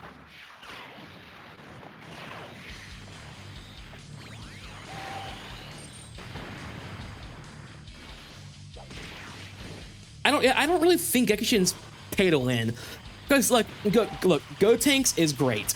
The Super Saiyan 3 Goku is great. I have not played Topo, and I know Topo is there. I know Topo exists, but from what I've seen, I just don't think it's enough evidence for me to say it's pay to win. Because I think maybe they're easier characters and they have really crazy tech and stuff, but one, you do get these characters eventually, right? The next season, which is like next month, I think, or this month actually, you get to be able to get these characters no matter what. You still get those characters down the road. So it's not like you're permanently never going to see these characters again, XYZ. Sure. But I do understand the point. Like, well, okay, these are new characters and they do different things. And, you know, some of them are very good. Sure, I'll give you that. I will give you that. But I do think overall, it's not pay to win. A lot of the money you spend is cosmetic anyways. I think for the most part altogether, I do think that is the case. Now, if you want to argue the new characters are actually broken and they do too much stuff early and a lot of people don't get access for that for 3 months, and then by the time they get access to these characters, they're obsolete because another 3 characters come in and are better than those 3, that's a fair argument as well, and I don't think there's necessarily an argument against it. So it really depends on what side of the coin you're on, for sure. Aqua, I hope so, but I just don't know how much this Vegeta can carry on his own. I think he can do a lot, but we'll have to see. I'm gonna need a pretty strong turn from him sooner or later.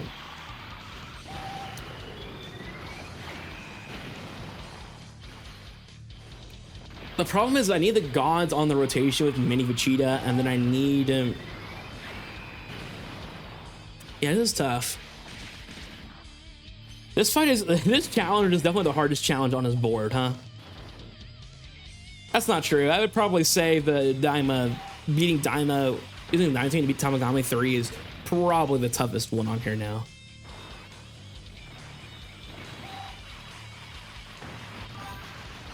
Also, you can save up gems. I've got 50 on my device and 88 on my Switch.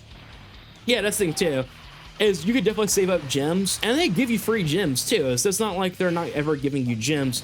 Like, I bought the $7 700 gem pack, and I also now have enough to get Topo with the other bits of gems I got. And I didn't even have to buy the extra 50. Yes, I bought the 700, so of course it did help. But, like, if every season you told me I only have to spend $7 to get all of the new characters, sign me up. Absolutely. Right? Like, and I think something it's going to be a fairly cheap game to play if you do spend money. $7 for every 2 months? Yeah, sign me up. That's cheaper than any Dragon Ball game I've ever played. It's probably as cheap as playing Xenoverse. That's what's also good about the system. I could try to bring the Dime of Vegeta in here. I don't know what he would do though. I mean, he does bring support, which could help us out here just to get more damage flowing, maybe. I'm really trying to think of the best case scenarios to get us out of this fight faster. But imagine free-to-play that are equal to the strongest characters in the game, like Super Saiyan Goku is still probably the best character in the game, where free-to-play characters and the best character game-wise. Yeah, exactly. That's the thing. Like, Spec Goku is so cracked. Even the Gamma's got an insane update, and he's free to play again. Like, the base roster in this game has so many characters that are all good. I get not being able to play with Topo and Gotenks and Super Saiyan 3 Goku until 2 months after the release. I get that. But at the same time, it's really not that big of a deal when all the characters in the game are good. And again, eventually you will get access to them. I understand that it is a long time, but you will get them, and you get them for free. You don't even have to do anything else. And as we mentioned, eventually you'll get enough crystals to be able to get one of them on the time they actually release. And I think that's important things we have to look at for that stuff. Yeah, exactly. And I think that's great. I think for me, this is healthy, right? When you played Fortnite, right? Did you ever play Plants vs. Zombies? I did play Plants vs. Zombies many times. 1, 2, Garden Warfare, lots of Plants vs. Zombies in my arsenal. Yeah, no, I mean, the game has to make money, and that allows it to stay alive and keep going. And like, again, I'm gonna bring up Fortnite again. Fortnite was great because, and I know it's such a weird thing to say, but like, Fortnite was great because it had a battle pass. Costed $9. Cost $9. $9 for all of these skins, the John Wick skin, all the Ragnarok skin and all that stuff. It forced you to grind the game and play the game more, XYZ, right?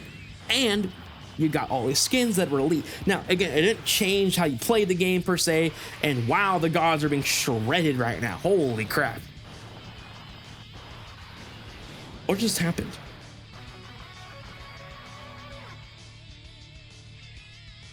I have never seen the gods be shredded like this before.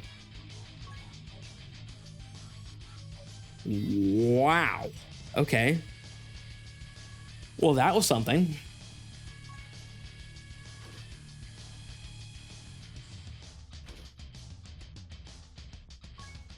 What do you bring?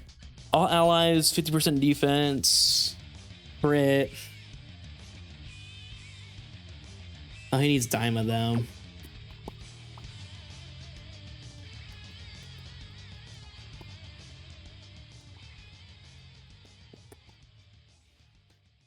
Oh my gosh, dude. I can't believe this is the challenge I have to try to complete, man. Ugh. Like, this is so bad.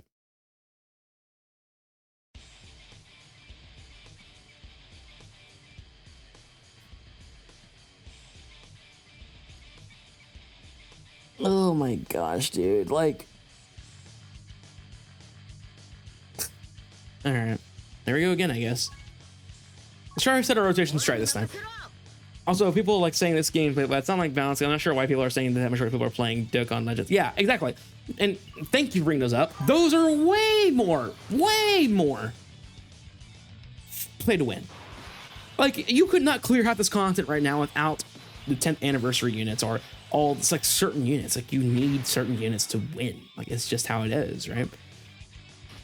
I would sacrifice Xenoverse 3 for Garden Warfare 3. I would not. Look, I love Garden Warfare, but I would never sacrifice Xenoverse 3 for Garden Warfare 3. I liked Garden Warfare, but not like that. But man, let me tell you, peak gaming, Garden Warfare 2, Xenoverse 2 at the same time, peak. Yeah, I agree. I mean, let's look at this celebration. This very celebration. Let's talk about this celebration real quick. Pansy, amazing free to play. The Easy A's to the Mini Goku and Mini Vegeta, great support units. Gloria, another great support unit, right? That's 4 free to play units that are all runnable in recent content. And their damage is no slouch either, especially Gloria and Pansy. They actually do really good damage. Let's talk about the clones. Some of the greatest free-to-play units we have ever seen in this game. And we're going to see a Prime Battle LR within this month or next month. And they're also going to be an elite unit. That is the great thing about Dokkan, is their free-to-play units do generally have lots of uses, which is really, really good. And more times than not, they don't age very fast. If your free-to-play unit's good, they're going to be good for a good amount of time. Which is also something we could, which is also a really good thing to talk about too. Yeah, and a good example of that is Bio Broly, right? Bio Broly did not last an insanely long time, but man, when you could use Bio Broly, he was a top 25 unit of all time. Yeah, no, I played Garden Warfare 2, Xenoverse 2, and then whatever Call of Duty game was out. That was my 3. Oh, and Madden, whatever COD, and then Dokkan and Garden Warfare. Those were my 4 games. And then Yu-Gi-Oh. I guess I played Yu-Gi-Oh too then. Those were my 5 games I played back then. Those were my 5 games I would always go to. Sometimes 2K too. Sometimes 2K.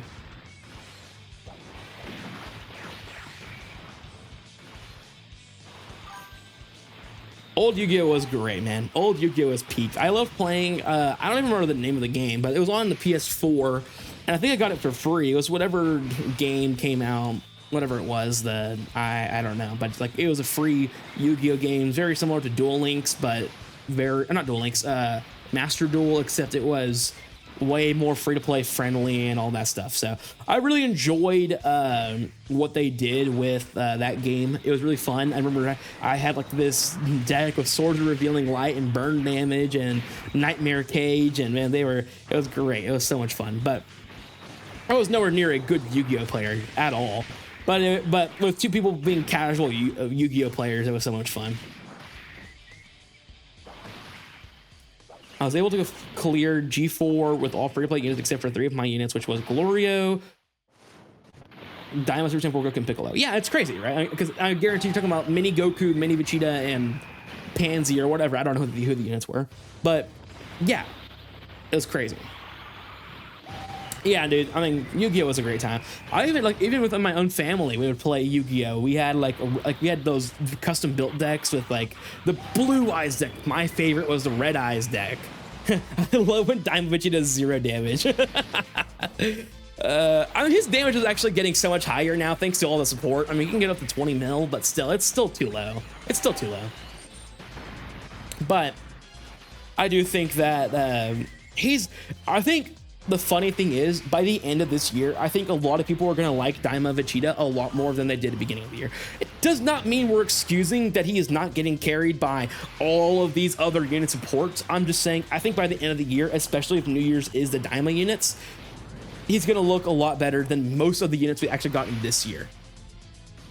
I like being able to clear a stage with, honestly, a top 4 hardest fight with half team being free to play. Yeah, exactly. Like, I do think that, sure, if you want to say, or you want to talk about the fact that, you know, like, half of my team is, what am I even saying here? Yeah, like, yeah, sure, you need to get the new unit for the free play units to work, but that's fine. You know what, a great, yeah, no, it's definitely New Year's for Anne. I definitely 100% think Daima's New Year's. It's going to be LR, Adult Super Saiyan 4 Goku, Adult Super Saiyan 3 Vegeta, and they're going to easy A the LR Frodon and LR Orange Piccolo because they're going to be more demonic power buffs. It honestly seems perfect. Like, I'm not saying it's the greatest ideal thing in the world. I just think that's the case. Oof, Yusak, I apologize for that, man. It took me pity, by the way. I did not get mini Super Saiyan 4 Goku until I reached pity. I rainbowed the entire banner. I got mini Piccolo. I did not get the Goku until pity. It was awful. Really, really bad. But I really do think New Year's is Daima. So I think Goma is the part 2 LR right now.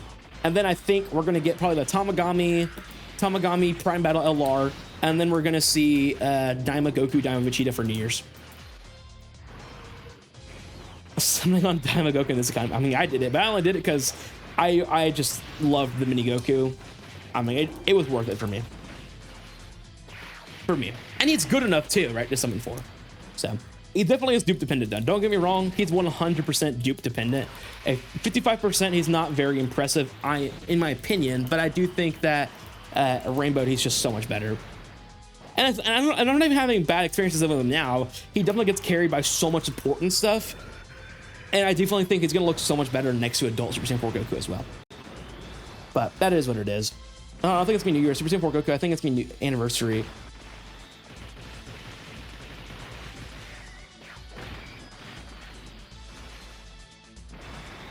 So wait, so who's okay? So Coca-Cola. So then who's gonna be the anniversary unit with the Vegeta? You think it's gonna be Goma and Super Saiyan 3 Vegeta? That seems a little odd for me. I think for anniversary, I actually have no clue what anniversary is gonna be. Right? I think anniversary is such an oddball this year.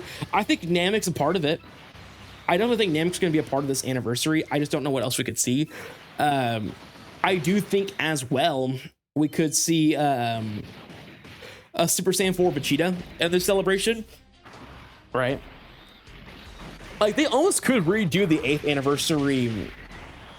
anniversary headliners here and do like, or you know what, like make 11th anniversary the actual Spirit Bomb anniversary, have Tag GT duo, Tag Z duo, Namek Goku, you know, maybe something like that. Maybe not, but I'm just saying I think Namek is for sure anniversary, and outside of that you really could pick anything.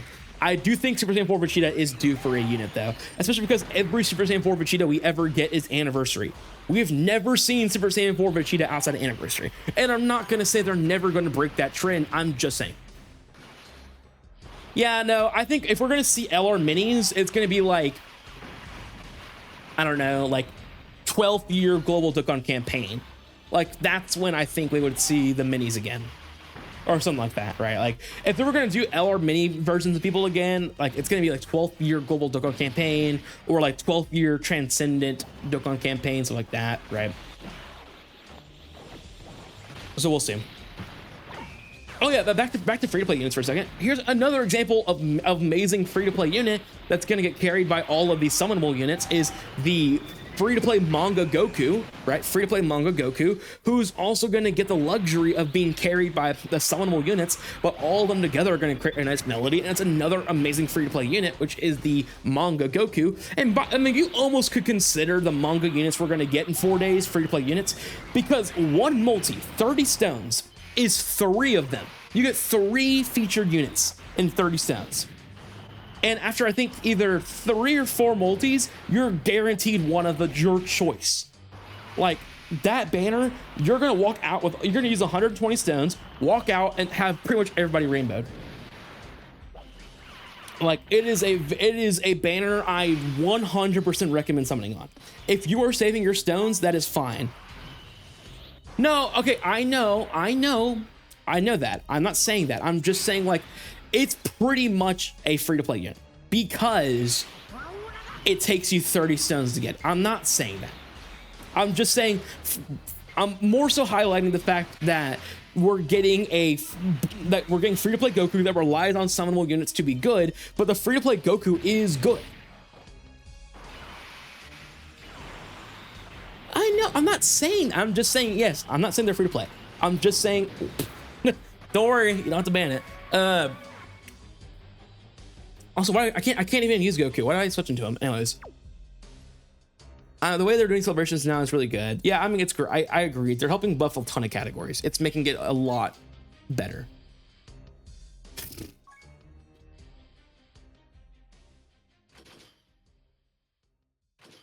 I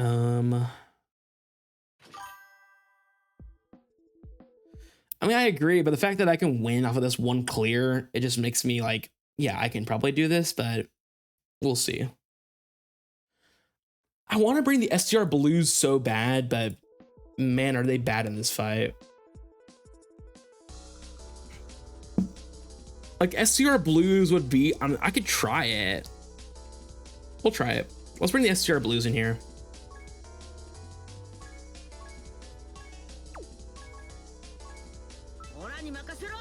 I'm just removing Vegeta, bro.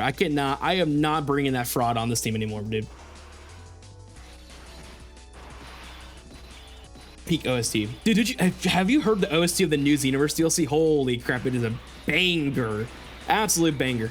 I also think it's a good idea to help teams with good free-to-play options. I think, yeah, I agree. Because, I mean, if you feel confident that you don't need to have every single unit in the game in order to run said unit, it's going to encourage people so much more to actually run that unit, right? Like, people are going to feel much more motivated to run or summon for Daima Goku because you have 7 free-to-play options on that team that are all good.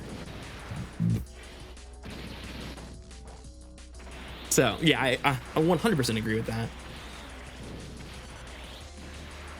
And again, the Daima team is going to have more free-to-plays. I mean, I guarantee we're going to see another free-to-play. In fact, I think Tamagamis are an option, for example, that are going to be a Prime Battle LR, for example. Or Q. I don't know who. And we're probably going to see EZAs to Gloria and Pansy during the New Year's Daima celebration, you know, and maybe even more free-to-play units, right? The Sus Beerus and Chilai screen is fake, by the way. It's not a real one. It was already debunked. Yeah, like, other guys make sense. Like, and I think we're going to see King Ku as a side banner unit, most likely. Probably Super Saiyan 3 Do or something like that as a side banner unit. There's like maybe Arenzu's a free to play unit. I don't know.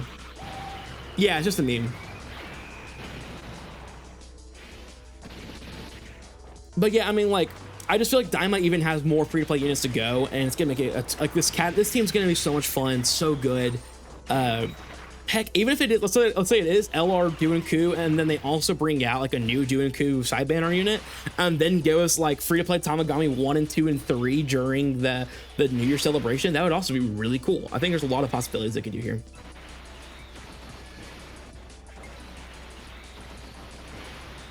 Oh, you're talking about, oh, that would be sick. I know exactly what you're talking about. Yeah, those are also a great example of another free to play unit that could help out a ton, right?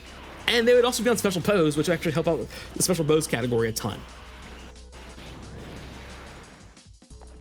And we do have Gamma 1 and Gamma... So, I mean, you know, funny enough, we actually could see a special pose kind of celebration here soon. That'd be pretty funny.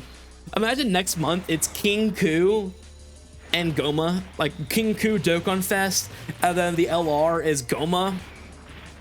And then you get the free-to-play of those guys. That'd be pretty funny. Because King Ku would be special pose. I would imagine he is. I hope he is. I don't know how he wouldn't be special pose. And then you release those guys, and then you EZA Gamma 1 and 2 for special pose. And just have a whole celebration buffing special pose.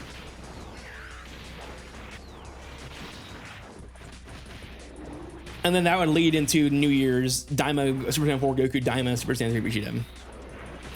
With Pansy and, or like a Do and a Pansy side banner unit or something like that. Or Do and a Renzu side banner unit.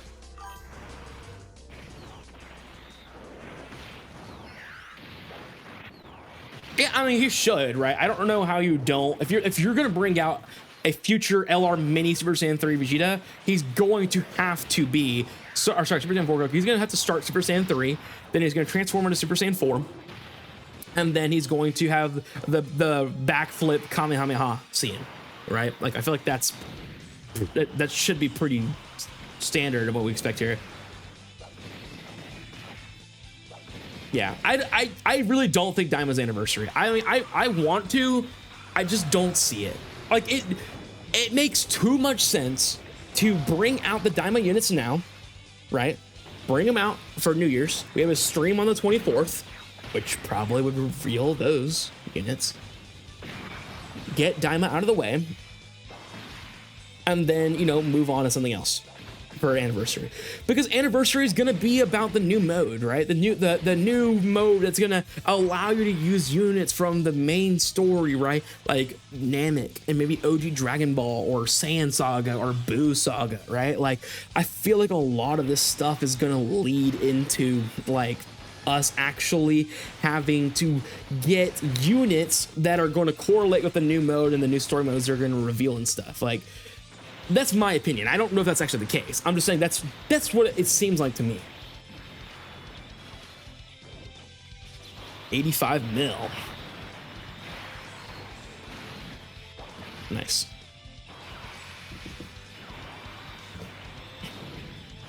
That too. I mean, that LR would be sick. Like, of all of them attacking Goma. I just, again, they're, as they mentioned, they're going chronological. So they've already missed that opportunity unless that's the LR right now. Like, the Part 2 LR is that unit you're talking about right now.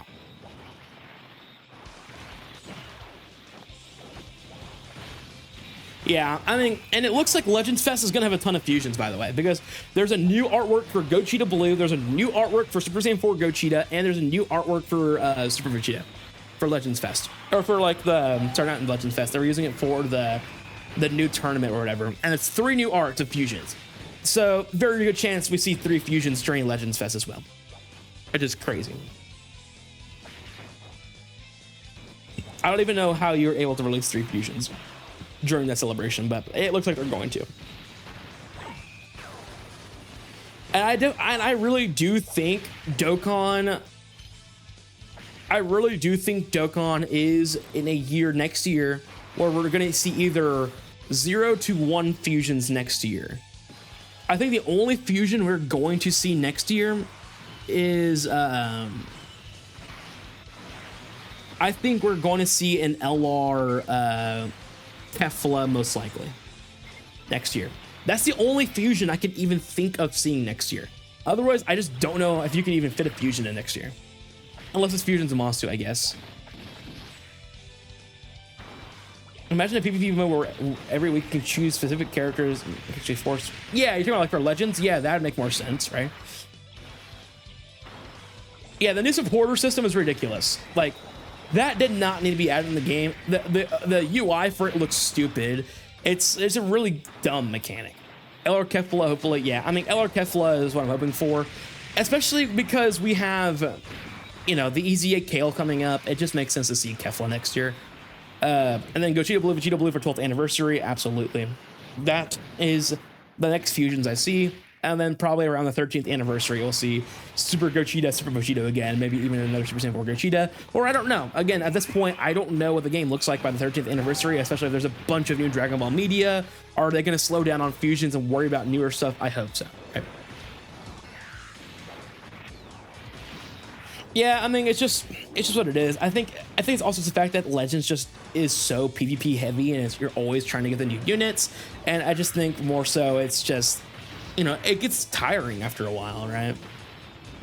Like, I tried playing during the 7th anniversary because I was like, oh, special anniversary. First of all, it's not special at all. That anniversary sucked.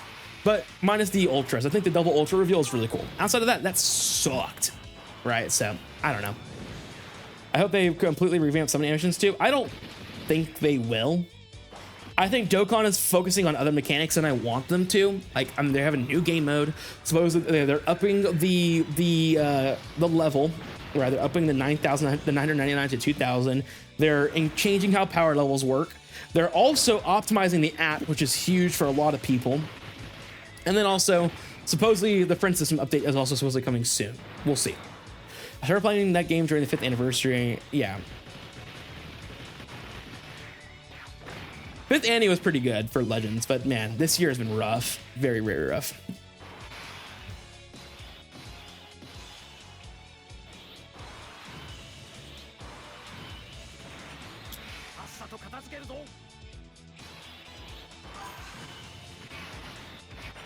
No, but well, at least not that we know of.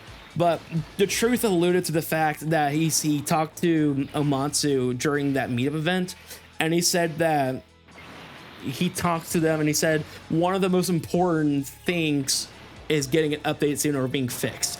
And a lot of people are speculating it's a friend update because, you know, he said it. He said it, the most important thing. And to him, the most important thing is a friend system. Now, I don't know if he was referring to system optimization, but I think he was referring to... I think he was referring to, and a lot of people think he was referring to the friend system. The only reason I still play that game because I do reroll accounts. Yeah, I mean, the only way you will ever get me to play Legends at this point. Wow, that's a lot of damage. The only way you would ever get me to play Legends at this point is if there's a private server. That's it. I am not a private server user on Dokkan. I never will be. But I cannot force myself to open Legends and get all these units and summon for these units and constantly summon for those units after already having a game where I invest a ton of resources into it, right? So to me, I would only play it if there is, if there is some kind of private server. I feel like that's the only way you can get me to do it.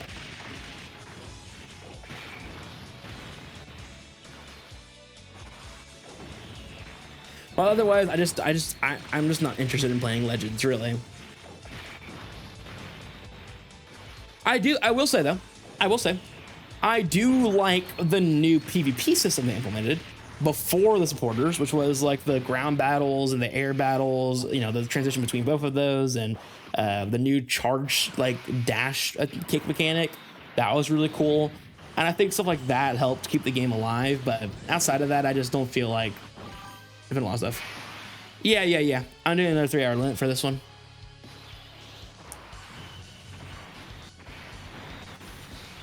Okay, I think I've stacked enough. Let's go ahead and go here.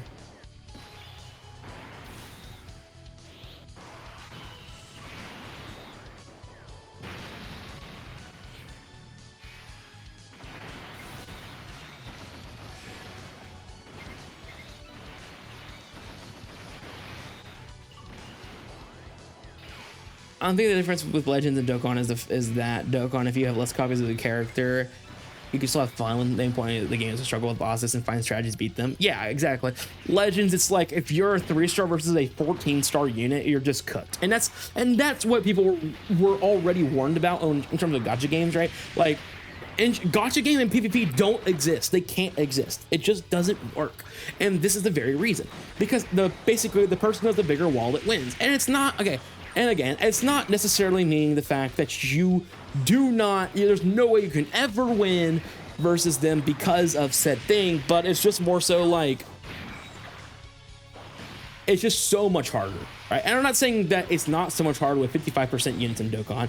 I'm just saying, like, if you're playing Legends, a 3 versus a 14 is a very impossible gap. You could do it, but the other person has to be literal garbage at the game to lose by that much, right? Stars matter so much in that game, 100%. And it's not like they give you a ton of materials to catch up your units on stars either. Yes, there is multi-Z power that can be used on any single person in the game, and that is good. That doesn't exist in Dokkan, sure. But it's just like, it's just such a huge gap. And also, you only need 5 copies of a unit in Dokkan. In Legends, you need like 6 or 7 or something like that, 6, 7, you know what I'm saying? But, something like that.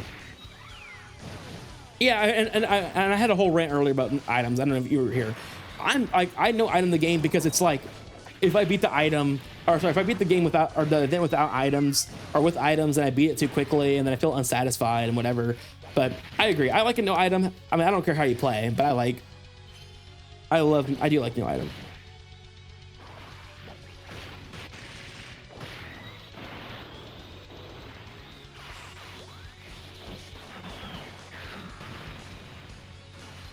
Because I do everything no item in Dokkan now. I mean, I used to be items. I mentioned it earlier, like my favorite unit of all time is Cooler. But I will not lie to you and say he was not surrounded by Whis the entire time. That man had Whis on his side, just constantly cycling. I mean, that man needed Whis so bad to stay alive. 100%. I would never lie to you and say I didn't. But so it just depends. Like back then, I was there just to enjoy the game and play the game and whatever. Now, everything's different.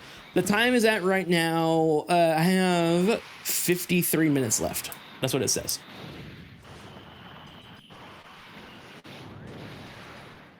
Okay. There we go. 413 mil. Wait, was that 4? Maybe I'm bad at math. Hold up. 3. No, that's not. That's 44. I was going to say, was that 400 mil? That is not 400 mil. Tough. I wish it was, though. I think I've already used my health boosted attack already. Oh my gosh, dude. I can't with this event, man. This is so tough. Because then I have to beat Tamagami 3 at the Diamond team, and I don't think I can do that either. In a pickle for sure.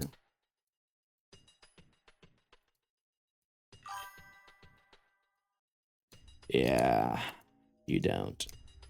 Definitely in a position where I'm just cooked, I think. This is tough.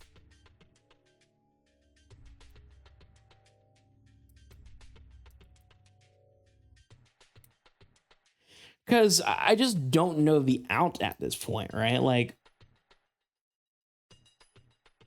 if I go, well, that won't even matter. Those three on the bottom are pretty much, or the defeat going with only STR is useless. Now, defeat Union Master 12, like that's a possibility, I guess. Vorta, what are you blocking? I'm not continuing until I know what your block is.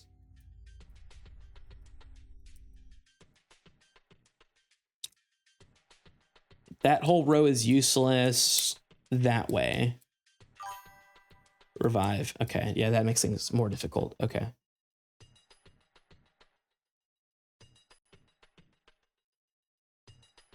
All right, so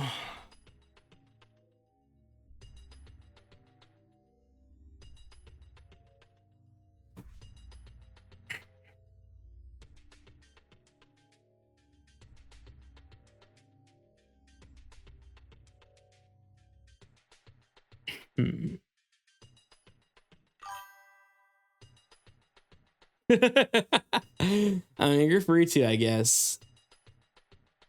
Like, I feel like I'm gonna be forced into this anyways, and so I'm gonna tell you guys a rule anyways, because I gotta let you guys know this rule. You do have to allow there to be one pathway of completion. Now, you can block as many squares that does that, but there has to be at least one way to win.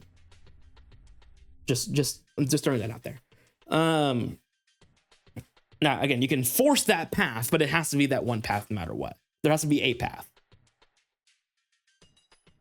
Like, I can do that, but then it would put me in a position where I have to do all of that, and that's just not good. I feel like I'm just gonna be stuck on this event for a while, I think. Or I could do that. I could do that. Force myself into that. Okay. Yeah. Let's try that.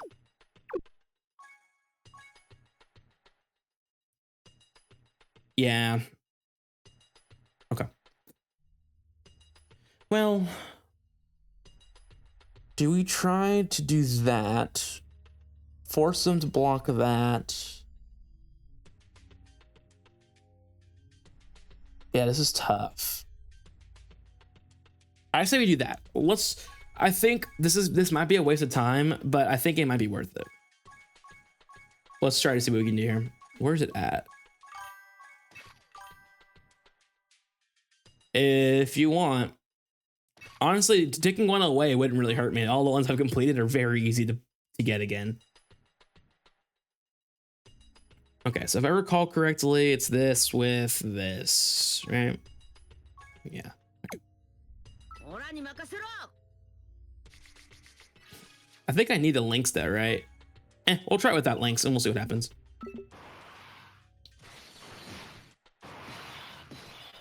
Okay, so they got hymns. Okay, we're chilling.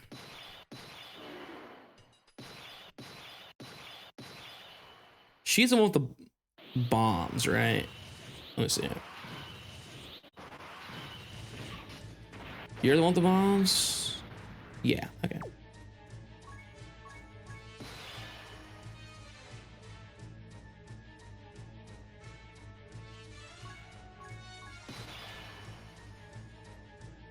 Sweet. Okay.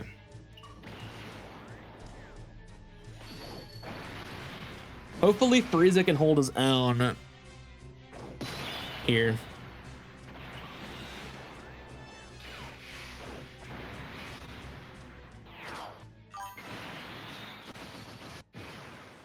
If you want, yeah, feel free to. I think it's a good idea because there is a good chance, as you just mentioned, there is a good chance that we're going to see the Majite again because of the fact that, again, Glorio and Pansy are eventually going to EZA, right? And it may not be right away, but they definitely are going to EZA at some point. So I definitely think that's not the worst thing in the world to do.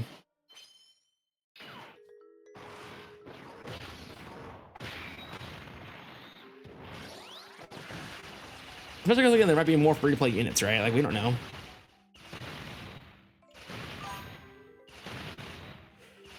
Yeah, I just don't know if we're going to see that, though, right? Like, I mean, not that I don't think we don't deserve one or anything. I just don't know if we actually see one.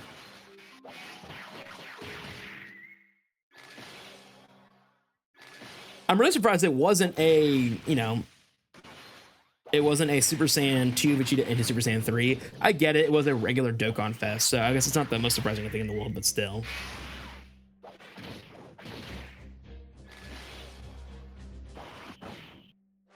Yeah, I agree. The Pansy and Glorio EZAs are going to be crazy. I don't know how soon they're going to EZA, but they are pretty good, dude.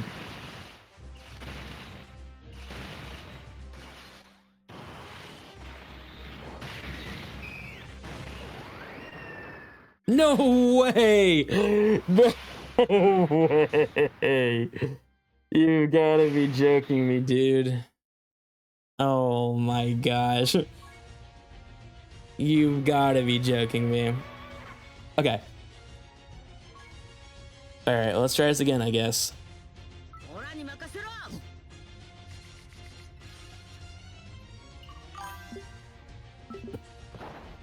Alright, I'm just gonna go down to 75 because I do want to see if I can clear this with under 30.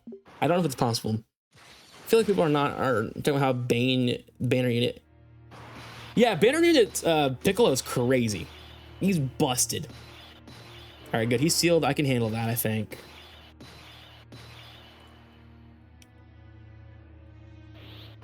Alright, pop domain. He does damage. That's fine. If we hit top gracing, that'd be crazy, but I really don't think we are. I think a lot of people really are holding. Really? Okay. I really do think a lot of people are holding and waiting for anniversary. Yeah, Piccolo is always like, if he's a banner unit, he's cooking. Like, it's just how Dokkan and Piccolo work. It's just how it is. It's just how it be. All right. We'll see what we can do here, but I am definitely concerned at this point. I'm okay if some supers hit Omega. I kind of want to get in Big Bad Boss's range, but we'll see. I don't know how much it's gonna do. Yeah, Namek Piccolo might be the only oddball there, right? As a free-to-play, should I summon on this banner or just wait for anniversary? Thank you, Omega Shenron. I would just wait. I mean, look, the mini Goku's good, but like, no one's sitting here jumping up and down like, oh yeah, this guy is like, he's gonna be the future of Dokkan. He's not. He's not. I mean, he's good, but he's not. And look, anniversary units this year also are a good example of like, is it always a good idea to, I don't know how to say it, but like idolize Dokkan units? Because, for example, as we saw this year, we saw an issue of what happens when you don't get a good batch of anniversary units. Again, I don't think they're the worst in the world. I just think that they definitely under-delivered. So, you know, you can use that into your judgment as well. But, yes. All right, domain it up.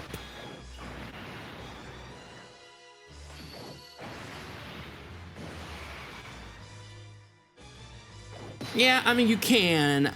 I just don't know if I would. How about this? If you can bring almost 2,000 stones into the anniversary, then sure. And then you're free to summon on really whatever. Dude, really? Really? Man, I'm being screwed on these orb changes. Okay. That's what it pissed me off on the reason why I didn't win that last one, because I really had the best orb chance there. That's fine. But again, I mean, this banner, I will say, this banner does have some really good units on it. Kid Goku on this banner is a really good steal. Piccolo is a great banner unit, of course. And then Diamond Goku's good. He's definitely the best TUR. My concern for sure for Diamond Goku is he actually going to age well? I don't know.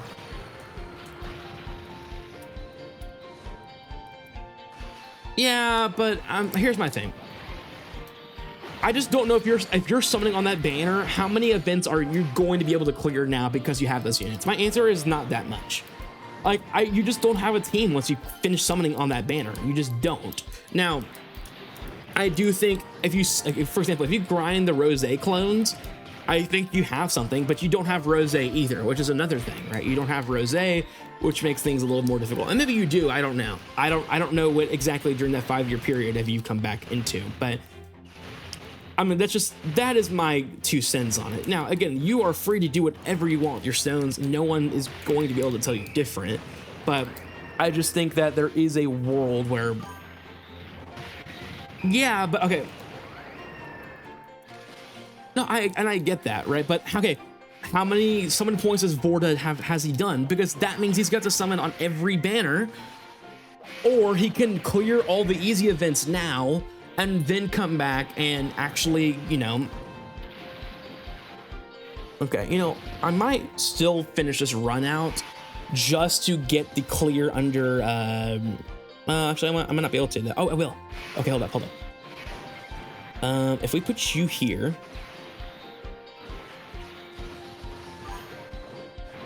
Oh my gosh, you gotta be joking. I'm above 30%. All right, well, we gotta hope that he does take enough chip damage to get under. No, you know what? Hold up. I'm not even gonna do that. I'm gonna reset to ensure that I have the under 30%.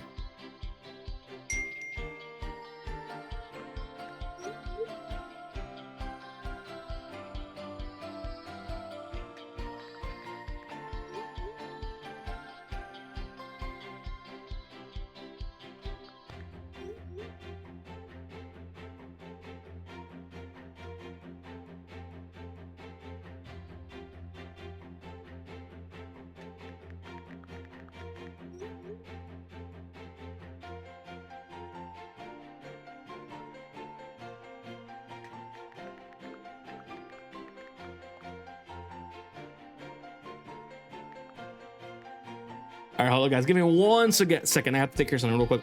Here, I'm gonna mute.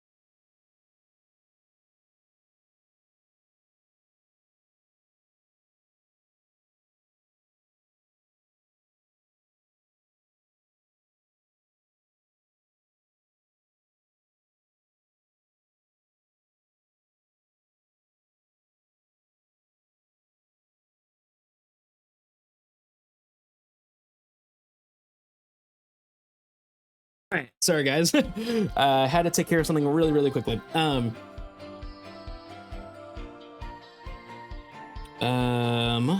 up, I just messed something up. Hold up. Give me a second.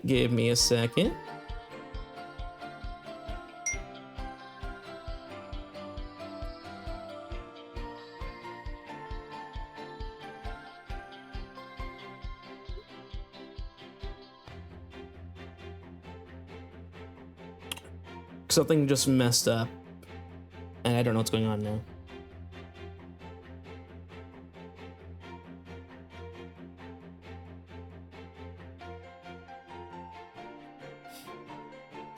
Things are breaking, guys. Things are breaking. Okay, we're back. Hold up. Unmute. Picture in picture. There we go, in picture in picture. Unveil. Sweet. There we go.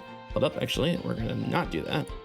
And then we're gonna do this, this, this, this, and then we're gonna go back. And we're chilling. Alrighty. Okay. Whew. Alrighty, fellas. Let us do this. Let us finish this off. Let us go crazy. Bro's phone has had enough. It said, I'm tired of this. I'm going home. No, I had to take care of something, guys. I apologize for that. But we should be good now. Okay, so if we do this now, we should never be in. Yes, okay, we should be perfect now. We should no longer have to worry about HP recovery. Should guarantee the under 30% victory.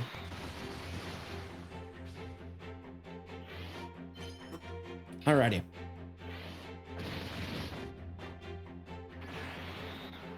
Hopefully that is. But yeah, okay, so if there was a, so I'm gonna ask you guys two questions. If there's a part 2 LR, who do you think it is? Second, if there is a, or not if, what do you want to see for the Christmas celebration this year? That's my two questions. What is the part 2 LR, if there's a part 2 LR? And what do you want to see for a Christmas celebration? Those are my two questions.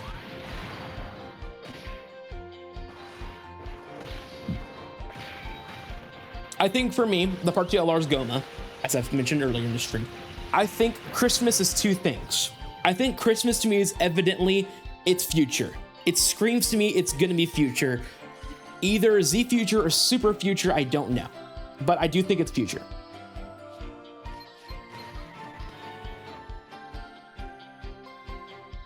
All right.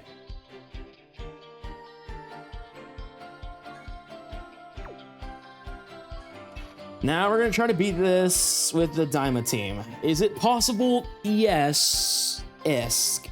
I feel like it's more possible if I was able to have a giant on this team. The problem is there is no giant on this team, which kind of sucks.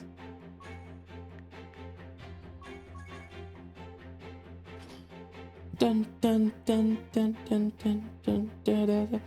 I mean, my main issue with this team for sure is the fact that the key. Yeah, I think that if they were to do something like that, it would be like tag androids and then LR. I think actually it'd be vice versa. I think the DFE would be the tank top trunks, and then the LR would be tag droids. I think that's what it'd be. That would be the Christmas celebration. That would make more sense to me because they haven't used a tag mechanic yet on a unit that's not a LR. So that's the only reason why I say that. And if they do tag droids and then LR, you know, black shirt trunks, I'm also down for that too.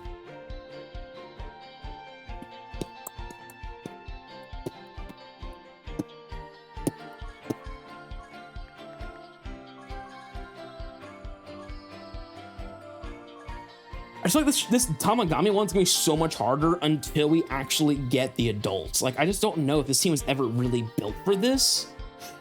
So we'll see.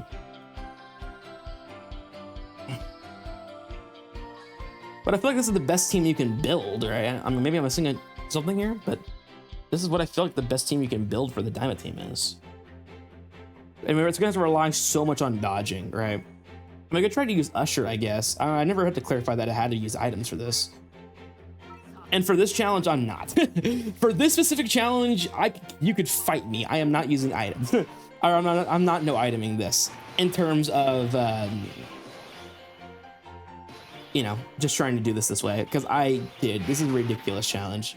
I could also use the, well, that's fine, it's fine. But mostly I do no item, okay? But I'm just for this one specifically, yeah, you can't force me not to use items.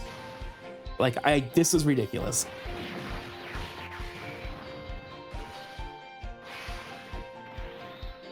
If we can get to turn 4, which might be too long, but if we can get to turn 4 with this Diamond Goku, we're gonna be so cooking. Look at that damage. Because Tamagami 3 is really not tanky. It's just his attack stats are crazy.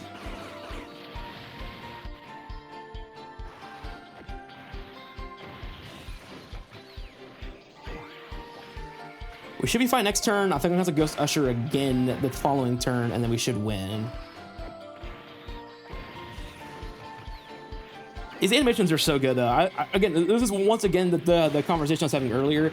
If they try and actually make, you know, the new Super anime, if it comes back, high quality and actually worth our time, etc., you know, then I think we're gonna have a real conversation of like Dragon Ball media being back, because, I mean, it's all going to come down to the fact that we have high quality animations, which means better Dokkan units, better DLC, all that stuff. Why did we take that much this time and not last time? I don't get that.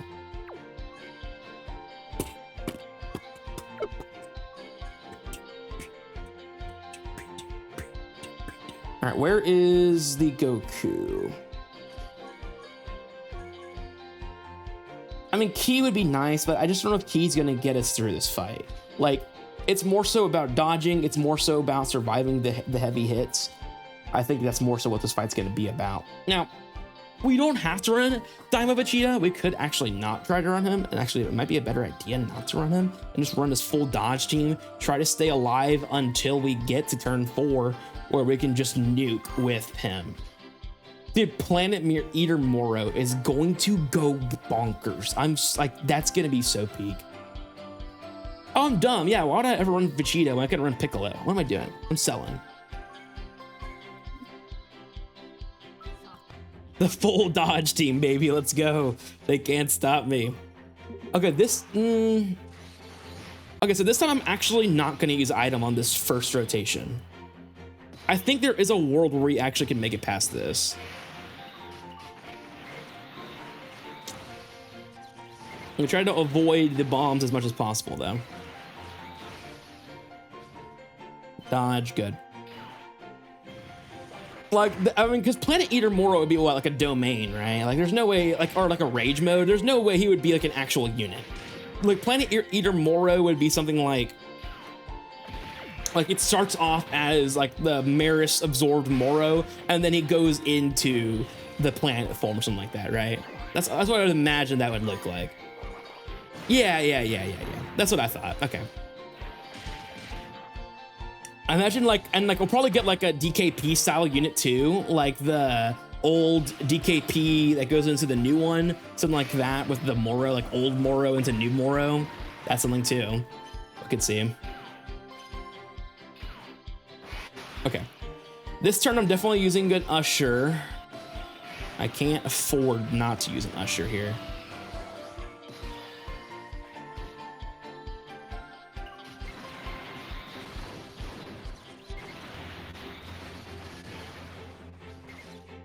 All right, here we go. Yeah, OG7 or OG something. I don't know why I can never forget his name. Yeah, the OG guy is really cool. And then like Granola's gonna be a cool card. Dude, I'm going to love Ultra Instinct God Goku. I don't know how he's gonna get in this game. I don't even know if he's gonna be a Dokkan Fest, but Ultra Instinct Super Saiyan God Goku is gonna be so peak. Absolutely peak.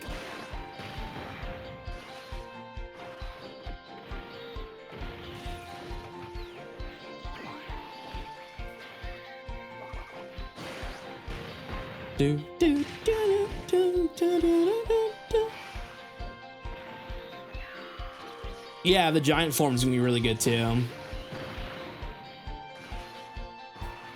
then of course you have Black Frieza, you know that guy. He's gonna be really, really cool as well.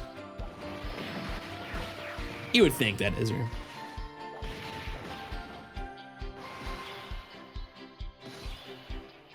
All right, we can Usher here, right?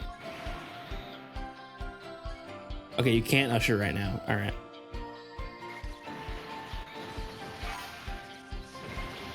Who, go Black Frieza? Yeah, Black Frieza is the strongest right now.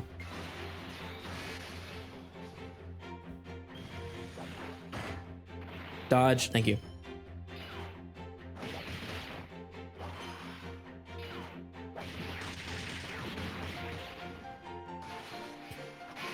I'm gonna need a dodge from you, Goku.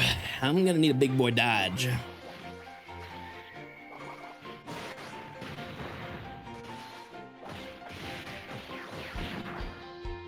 Dodge, please dodge. Oh my gosh, you're the goat. The goat.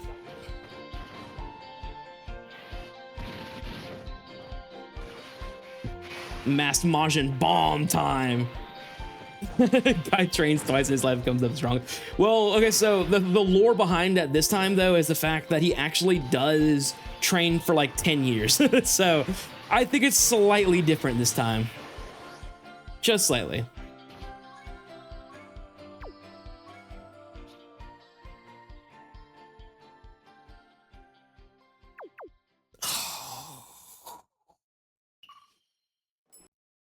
Yeah, no, it's still peak. No matter how you slice it, it's still peak. All right, we beat it with the Diamond team. Thank the Lord. I probably didn't even have to usher there, actually. Dude, did you order the new iPhone 17 Pro? Got it from Verizon, the best 5G network in America. I never looked so good. You look the same. But with this camera, everything looks better, especially me. You haven't changed your hair in 15 years.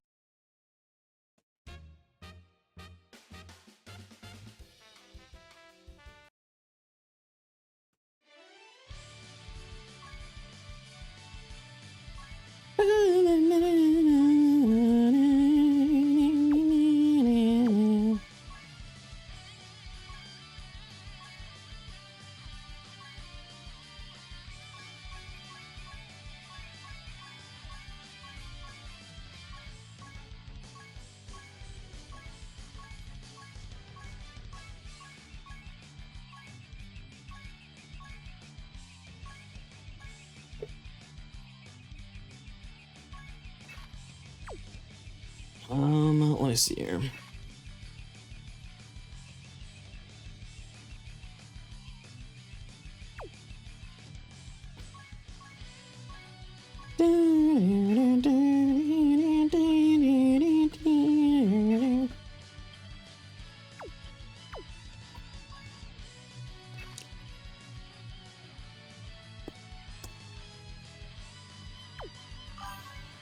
And if he becomes the first, becomes God, we know that the first one on the list for real, bro. We done for, bro. We're done for. We cooked if that's the case. We cooked.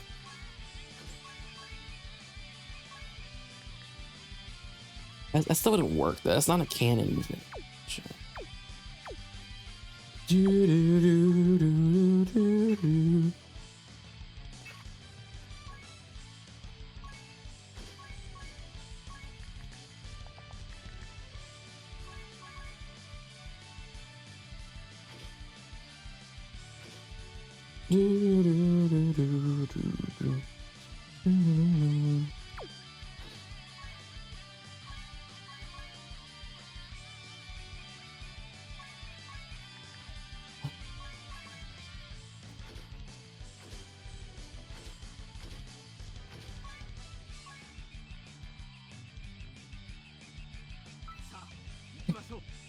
Yeah, Earth would be cooked if we were if he was God Destruction, bro. He'd absolutely destroy us.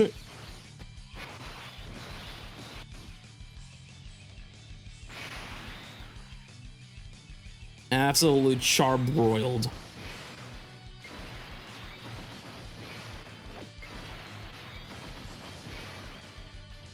But I mean, I do wonder though, like, because again, the reality is this, right? Like Frieza decides, like, yeah, I want to become the God of Destruction or something like that, right? Like he has that. Would he ever want to do that though? I don't know, because I think for him it's like he feels like my self-responsibility. Like for him it would be like, he wants to be the ruler. I don't know if he wants to be a God of Destruction for real, right? I think those are different things. Now, it doesn't mean he doesn't want destruction power. I'm just saying I just don't know if that's the same thing, you know?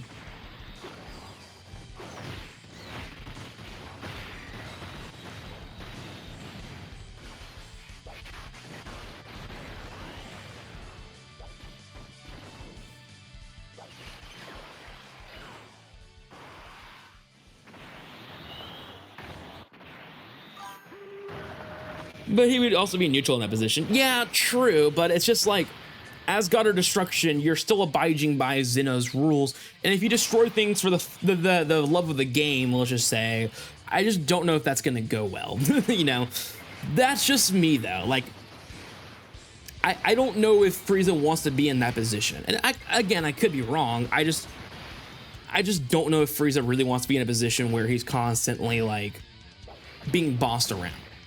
Like, now being in Zeno's position, yeah, sure, then you could talk to me about, yeah, that's where he wants to be. Yeah, exactly. He's worked for Beerus before too.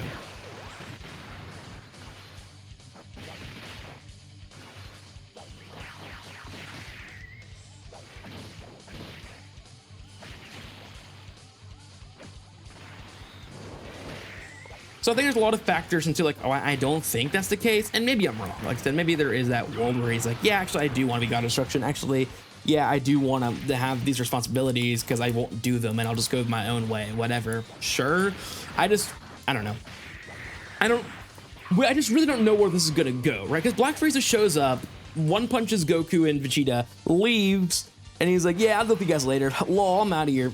And it's just like, okay, you know, like, it's a little odd. Yeah, Yamcha might go for real. He should absolutely take over God of Destruction role. Like, come on. What are we doing?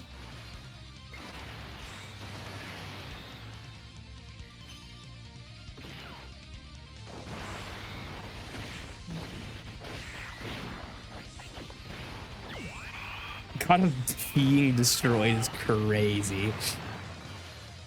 That is wild.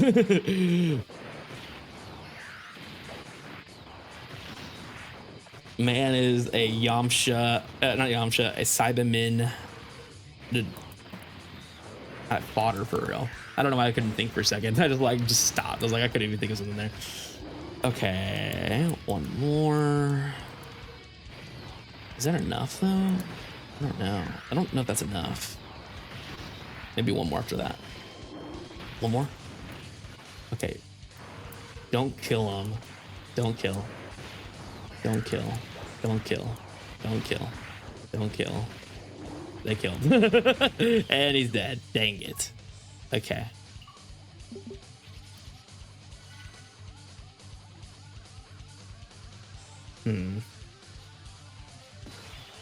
Trying to think what we could do here.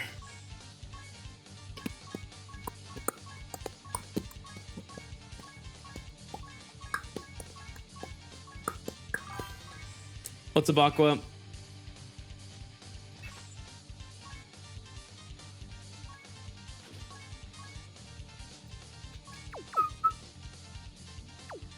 All right, Vorda. Appreciate you for stopping by, man.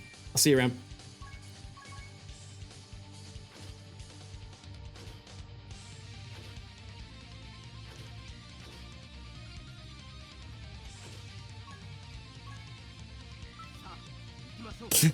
He's in the time zone where time travels much further.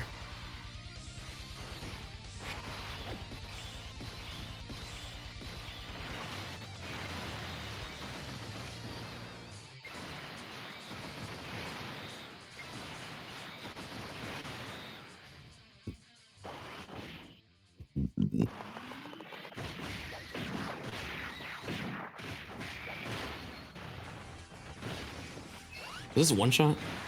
No, okay. Just ate some Domino's pizza. Peak. Domino's pizza is peak. Can't convince me otherwise.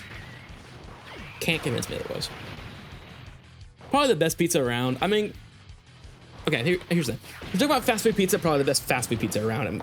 Unless you're talking about Jets, but I don't know if you want to consider Jets fast food pizza or not. It's up there. It definitely could be considered that. It just depends.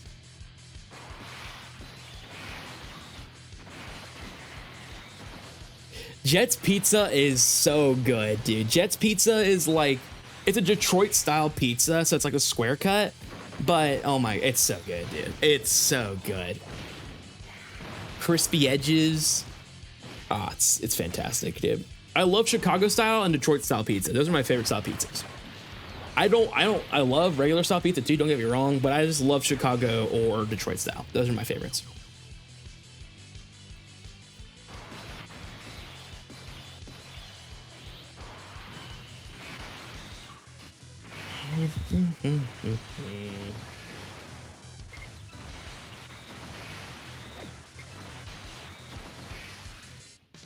But I don't know if Jets is, I don't know how popular Jets is. Yeah, no. I agree with Domino's. It probably goes Domino's and then Papa John's for me. I do like Papa John's. So like, I'm not gonna say I'm a Papa John's hater, but I'm not a Papa John's glazer either. You know what I'm saying? A lot of people will die for Papa John's, bro. You cannot catch me like that. I really hope we don't kill him this turn. Really? So, okay, so I'm not, I was in that boat for a long time where I just did not care for Papa John's, like at all. But I've come to like it a little bit more. So I don't exactly know where I stand with it. It's good. I just think it has a little sweetness to it that throws me off a bit. But that's just me. Gosh, Cellmax is only doing 2 mil. Back in the day, this man felt like he was doing a truckload of damage. It's only 2 mil. It's crazy. But I think I've liked it better because I've been able to find stuff I actually like with like spicy garlic sauce. The Ferradon. I guess that's true.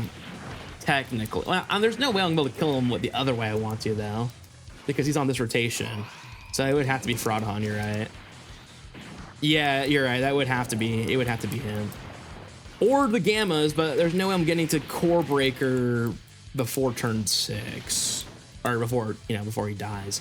This Piccolo might kill him already, so that's a problem. But as long as we get him low enough, I think it's possible. But that special beam cannon active is so low damaging, man. It's atrocious. Yeah, that's true. I guess it would have to be the Ferradon special beam cannon, right? Yeah. So what are all the cannon finishes in the game, right? The Namek Goku with the one-handed Kamehameha. We have any of the Super Saiyan 2 Gohans with their father-son Kamehameha. It just depends, right? It just depends.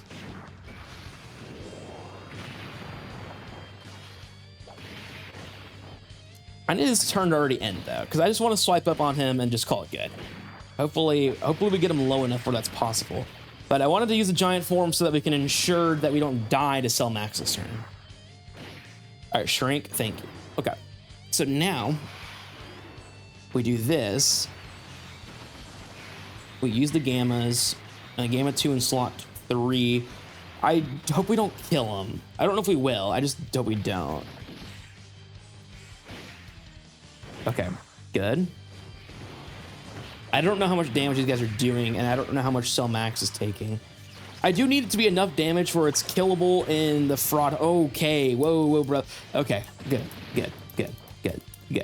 That should be good then. I don't know how much these guys are doing. Hopefully not a lot. 9 mil, and they're gonna do like 3 other supers. He might be dead, bro. He might be toast. Oh my gosh. Oh no! Please stop! Stop cooking, please! Okay, it's fine. I have another idea, I think. I have another idea. I don't think I'm gonna be able to pull off the Cell Max one.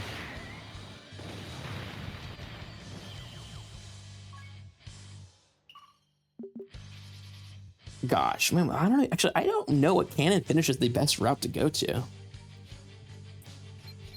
I mean, my feeling would say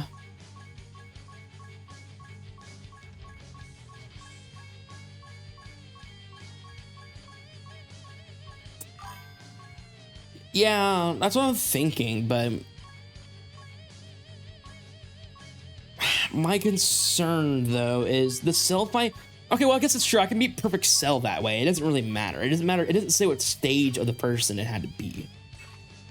It's true. I guess we could try that. Let's try that. Because I think the damage on that turn as well from Gohan is enough. At least it should be.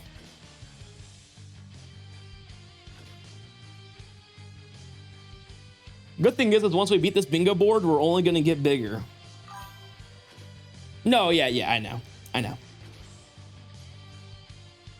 But yeah, once we beat this one, we're gonna do a 10 by 10 next. So don't think the bingos are done, even if we win this one.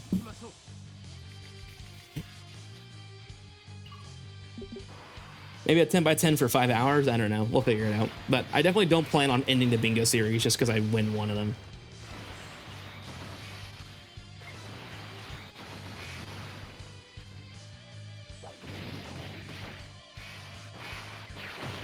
I really had to make the worst objective possible, though, and make it defeat. I don't think it matters.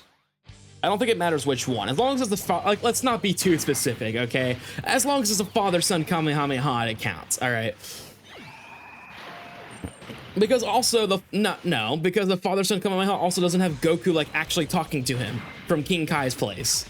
So like, I mean, if you want to count technicalities.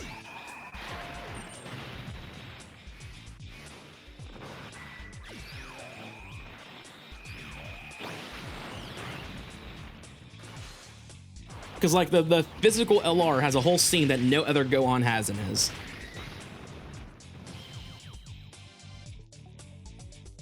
Although my concerns are, am I gonna get there too quick? Am I gonna beat him up too much? I think it's a genuine concern, right? Because it needs to get to turn 4? Is it turn 4 or 5? I don't know.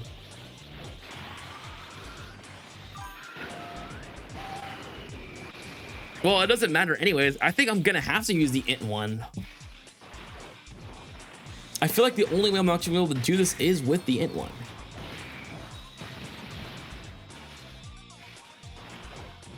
At least I think so. Because the problem is active is restricted, which means we're sitting here until turn 5, and I don't think we have a world where we can hold off Cell for that long. Because he's imperfect right now. Oh, but you know what's not super perfect though? Does he go super perfect? He does. Okay, hold up. Yeah, he does. Never mind, we're fine. I would hope. Yeah, no, we should be fine. I do hope that we end up.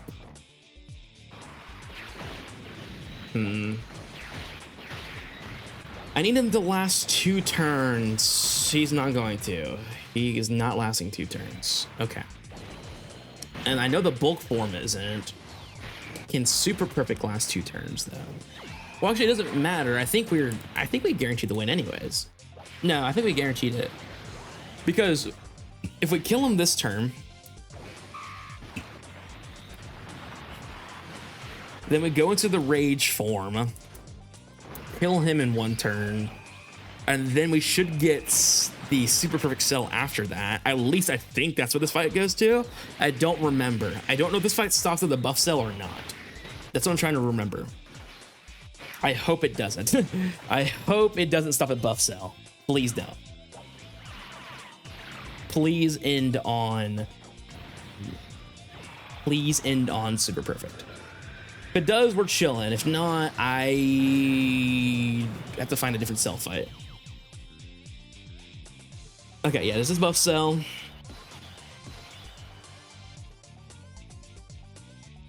No active. Okay, so it is turn 5 active. All right. I don't know if this fight goes till then, though. I hope it does. If not, I know there is the Goku story against Cell. I don't know if that one goes perfect though, does he? Does he go super perfect in that fight? Also, I don't remember. This goes to super perfect? Okay. Good. I just couldn't remember. This is the legendary Cell event for real. This is the legendary Cell event we never got. This is Gohan's punching bag event.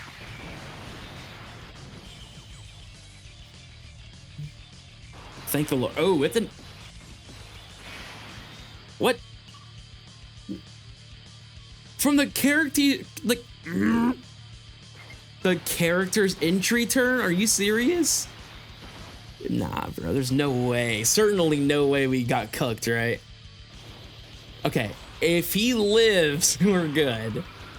If not, I'm gonna be pissed. Don't crit, Gohan. This is not the time to cook. Please don't cook. No way. Gohan, stop it! He's going to kill. He's going to kill. Wait, he stopped?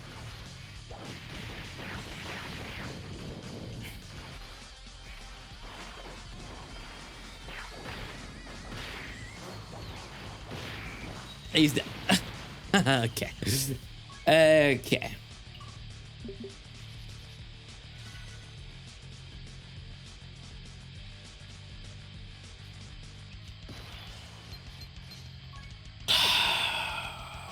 There's no way we're gonna lose, bro.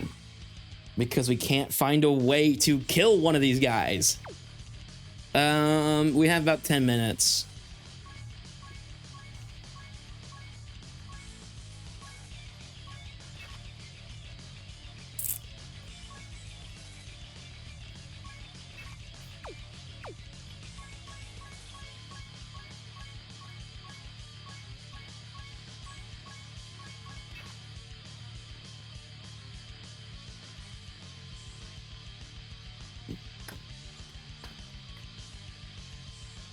Okay, do we count the mini Super Saiyan 4 Goku Kamehameha on Giant Goma or no?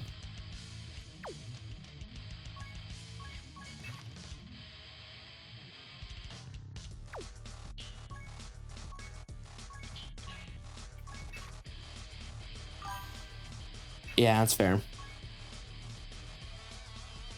No, I don't want to do Raditz. That's going to be too much. Okay, here's the win condition here. We're about to go crazy.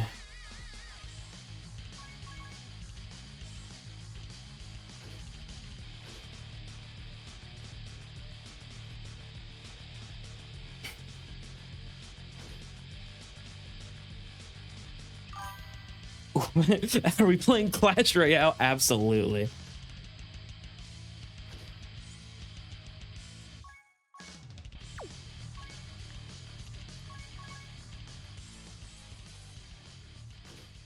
I used to play it. I don't play it much anymore, but I did used to play it.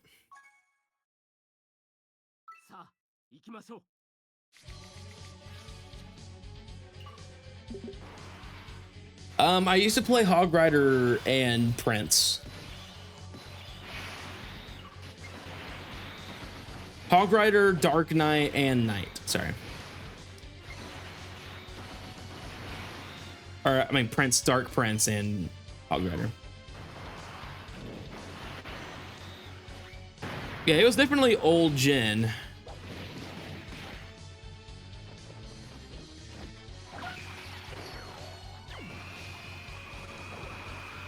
He said, oh, nah. What? What?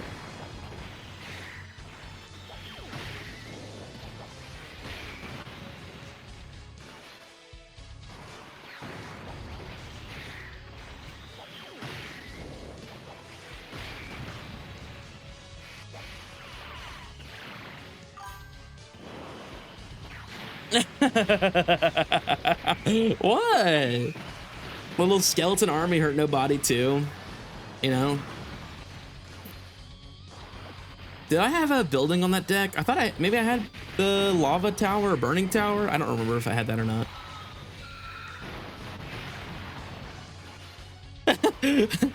That's a rainbow flag deck.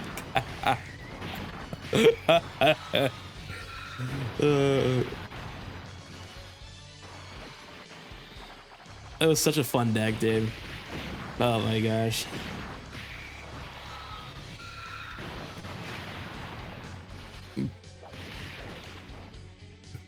Prince, Dark Prince, such a nasty combo too, dude. Oh my gosh.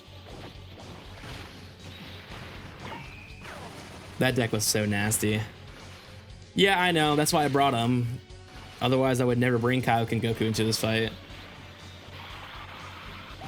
technically we can allow the Kaioken Kamehameha on Vegeta. No, that's not true, because he didn't go immediately Great Ape after that. Yeah, I would agree. It would have to be the Spirit Bomb on the Giant Ape. We're not going that canon. Like, that's not what we're doing.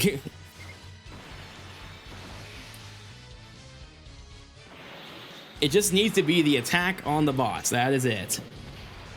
Okay, but Yajirobe's not part of the card. That's not my fault.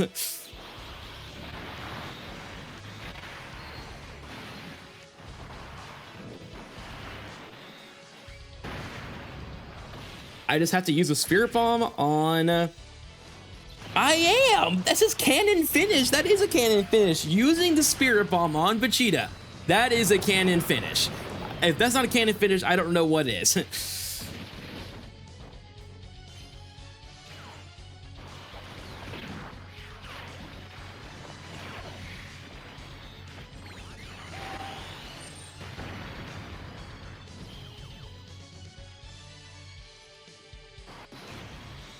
Yeah, but that's a canon finish, though. That's not the... I guess there's multiple canon finishes.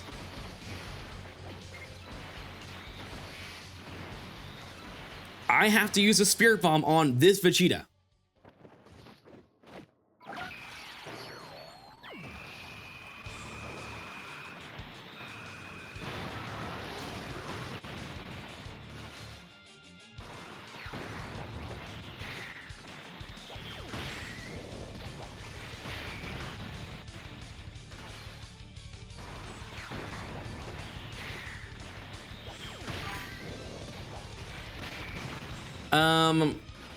I don't know.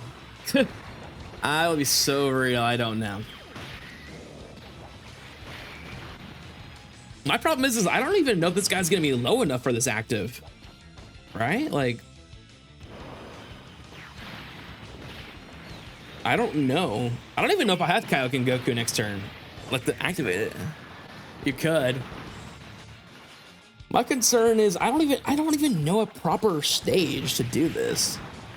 Like, it has to be a proper boss, like a challenge event boss, that to beat the canon finish. There's just not many opportunities for that.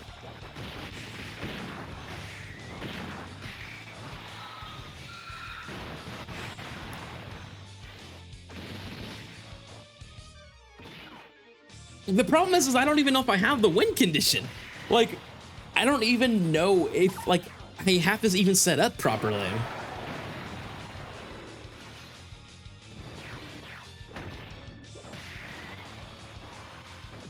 That's the problem.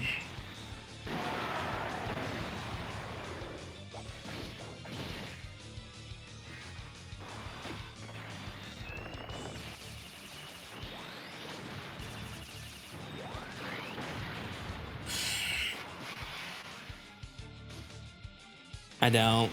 All right, we're gonna have to back out. I gotta find something else. I can't wait.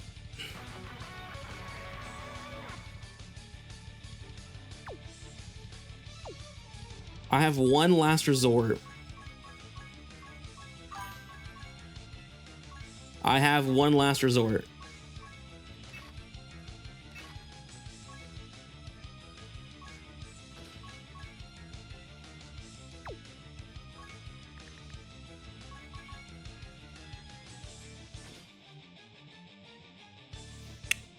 Do we count the Gogeta active or no?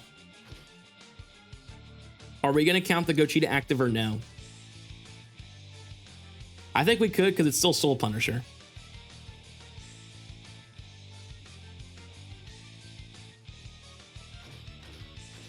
I need an answer quickly. If you don't answer, I'm saying yes.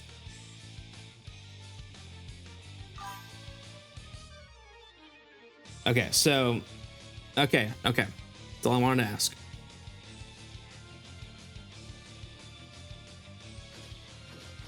It's not really a what if, but that's fine. It's just basically if he did Soul Punisher more stylish than he normally did. That's literally it, but whatever. All right.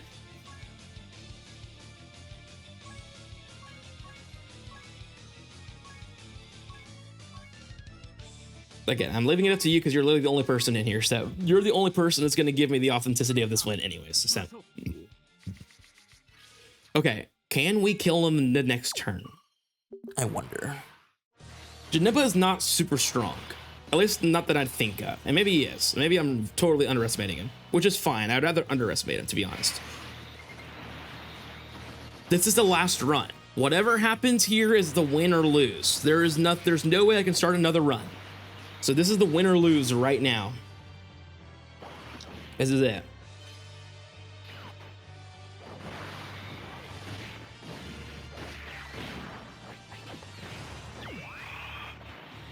How much health does he have? Oof. We're gonna be here for a minute. Okay. So no, there's not gonna be an instant cannon finish, which is what I was hoping for here, but it's okay.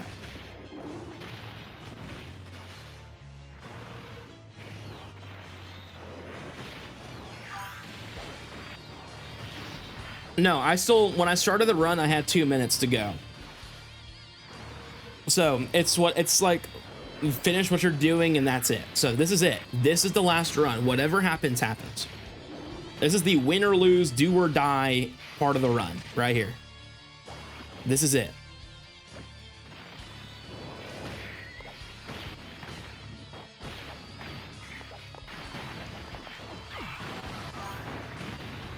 No, I've literally done that the past 2 streams. It's literally, if I'm running out of time, if I start something right before it ends, I have that attempt, but that's it.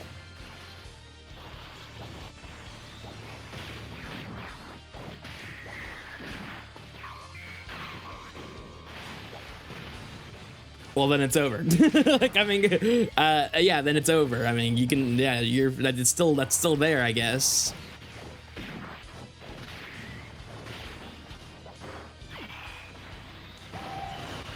But honestly, if you block it, I would feel better than just straight up not being able to do it because I just failed. So, I don't know.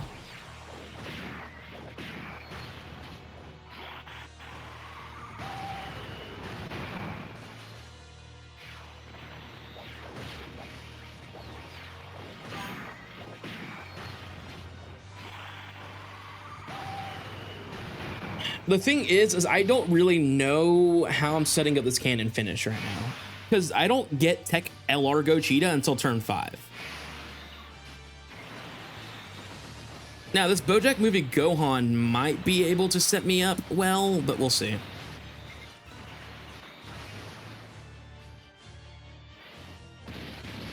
Oh.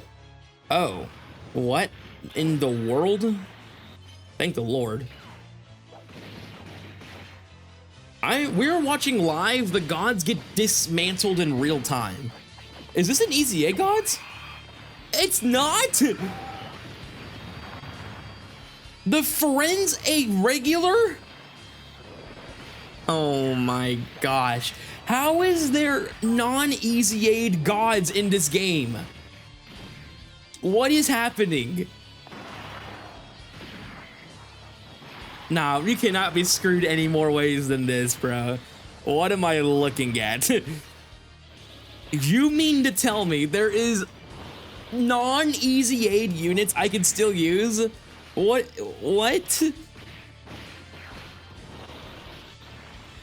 That's insane, bro. That is wild. I'm so glad they dodged, by the way, because I would have straight up lost.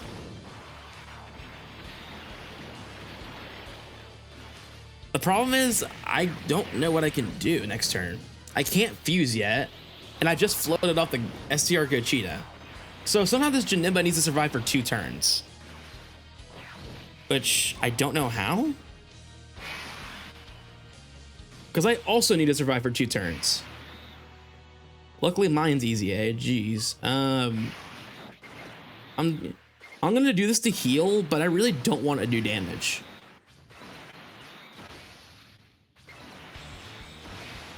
Well, yeah, but it's also more so because I don't have the turn 4 condition yet. Man, this is gonna be tough. I mean, Frieza should survive, he should survive. I mean, I can turn to the blues next turn, so I should have dodge regardless. I'm definitely worried about damage next turn. I could go standby, not do anything, dodge, and then hope that he doesn't kill. That has got to be the most insane thing I've ever seen. I still don't think I win, by the way. I just don't know. I think I kill him too quickly. I think I kill him too quickly, though. I literally think I lose anyways.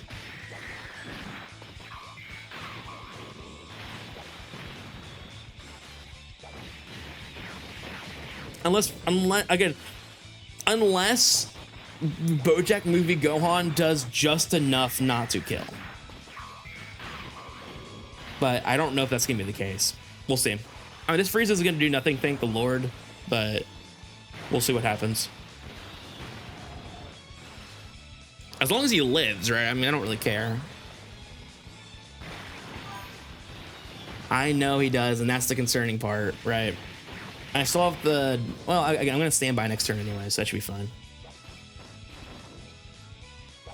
Okay. So we stand by... I was going to say, they can't stand by? What do you mean they can't stand by? Okay, they can. Thank the Lord.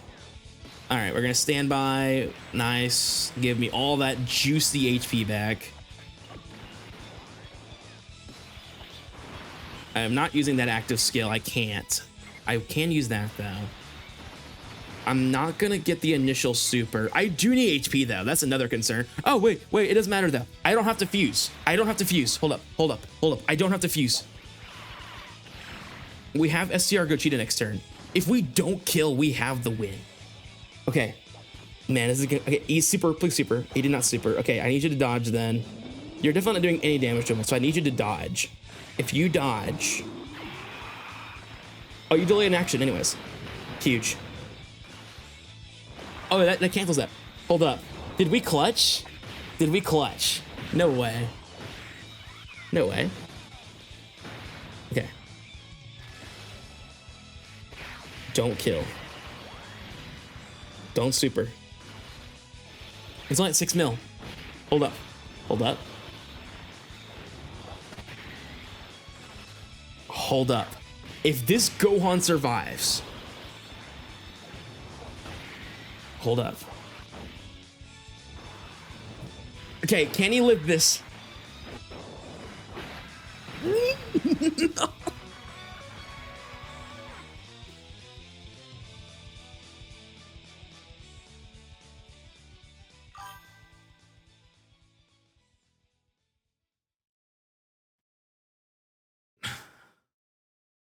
I can't catch a break. Yeah, to be fair, the others did grief me, but... Oh my gosh. It was right there. The win in my hands. I just needed to survive one super. Not only that, the attack that the gods broke was not the Janemba super. And we get cooked. I know, but if I gave Gohan the 18 key, he dies. He dies from too much damage. So it was this weird middle where I needed him to super a different spot. And he supered the perfect spot where he was. And I lost.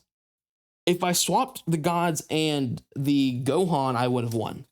Literally just placement wins me it. Oh my gosh. And I just lose. I almost had a miracle buzzer beater. Once again, we lose in a very close matchup, but we'll be back. Thank you for insult to injury. And we'll be back in the next one. I will win the next one. No one can stop me. I will come up with the greatest plan no one has ever seen, and we'll beat it in under an hour. I will win. And I'll see you in the next one.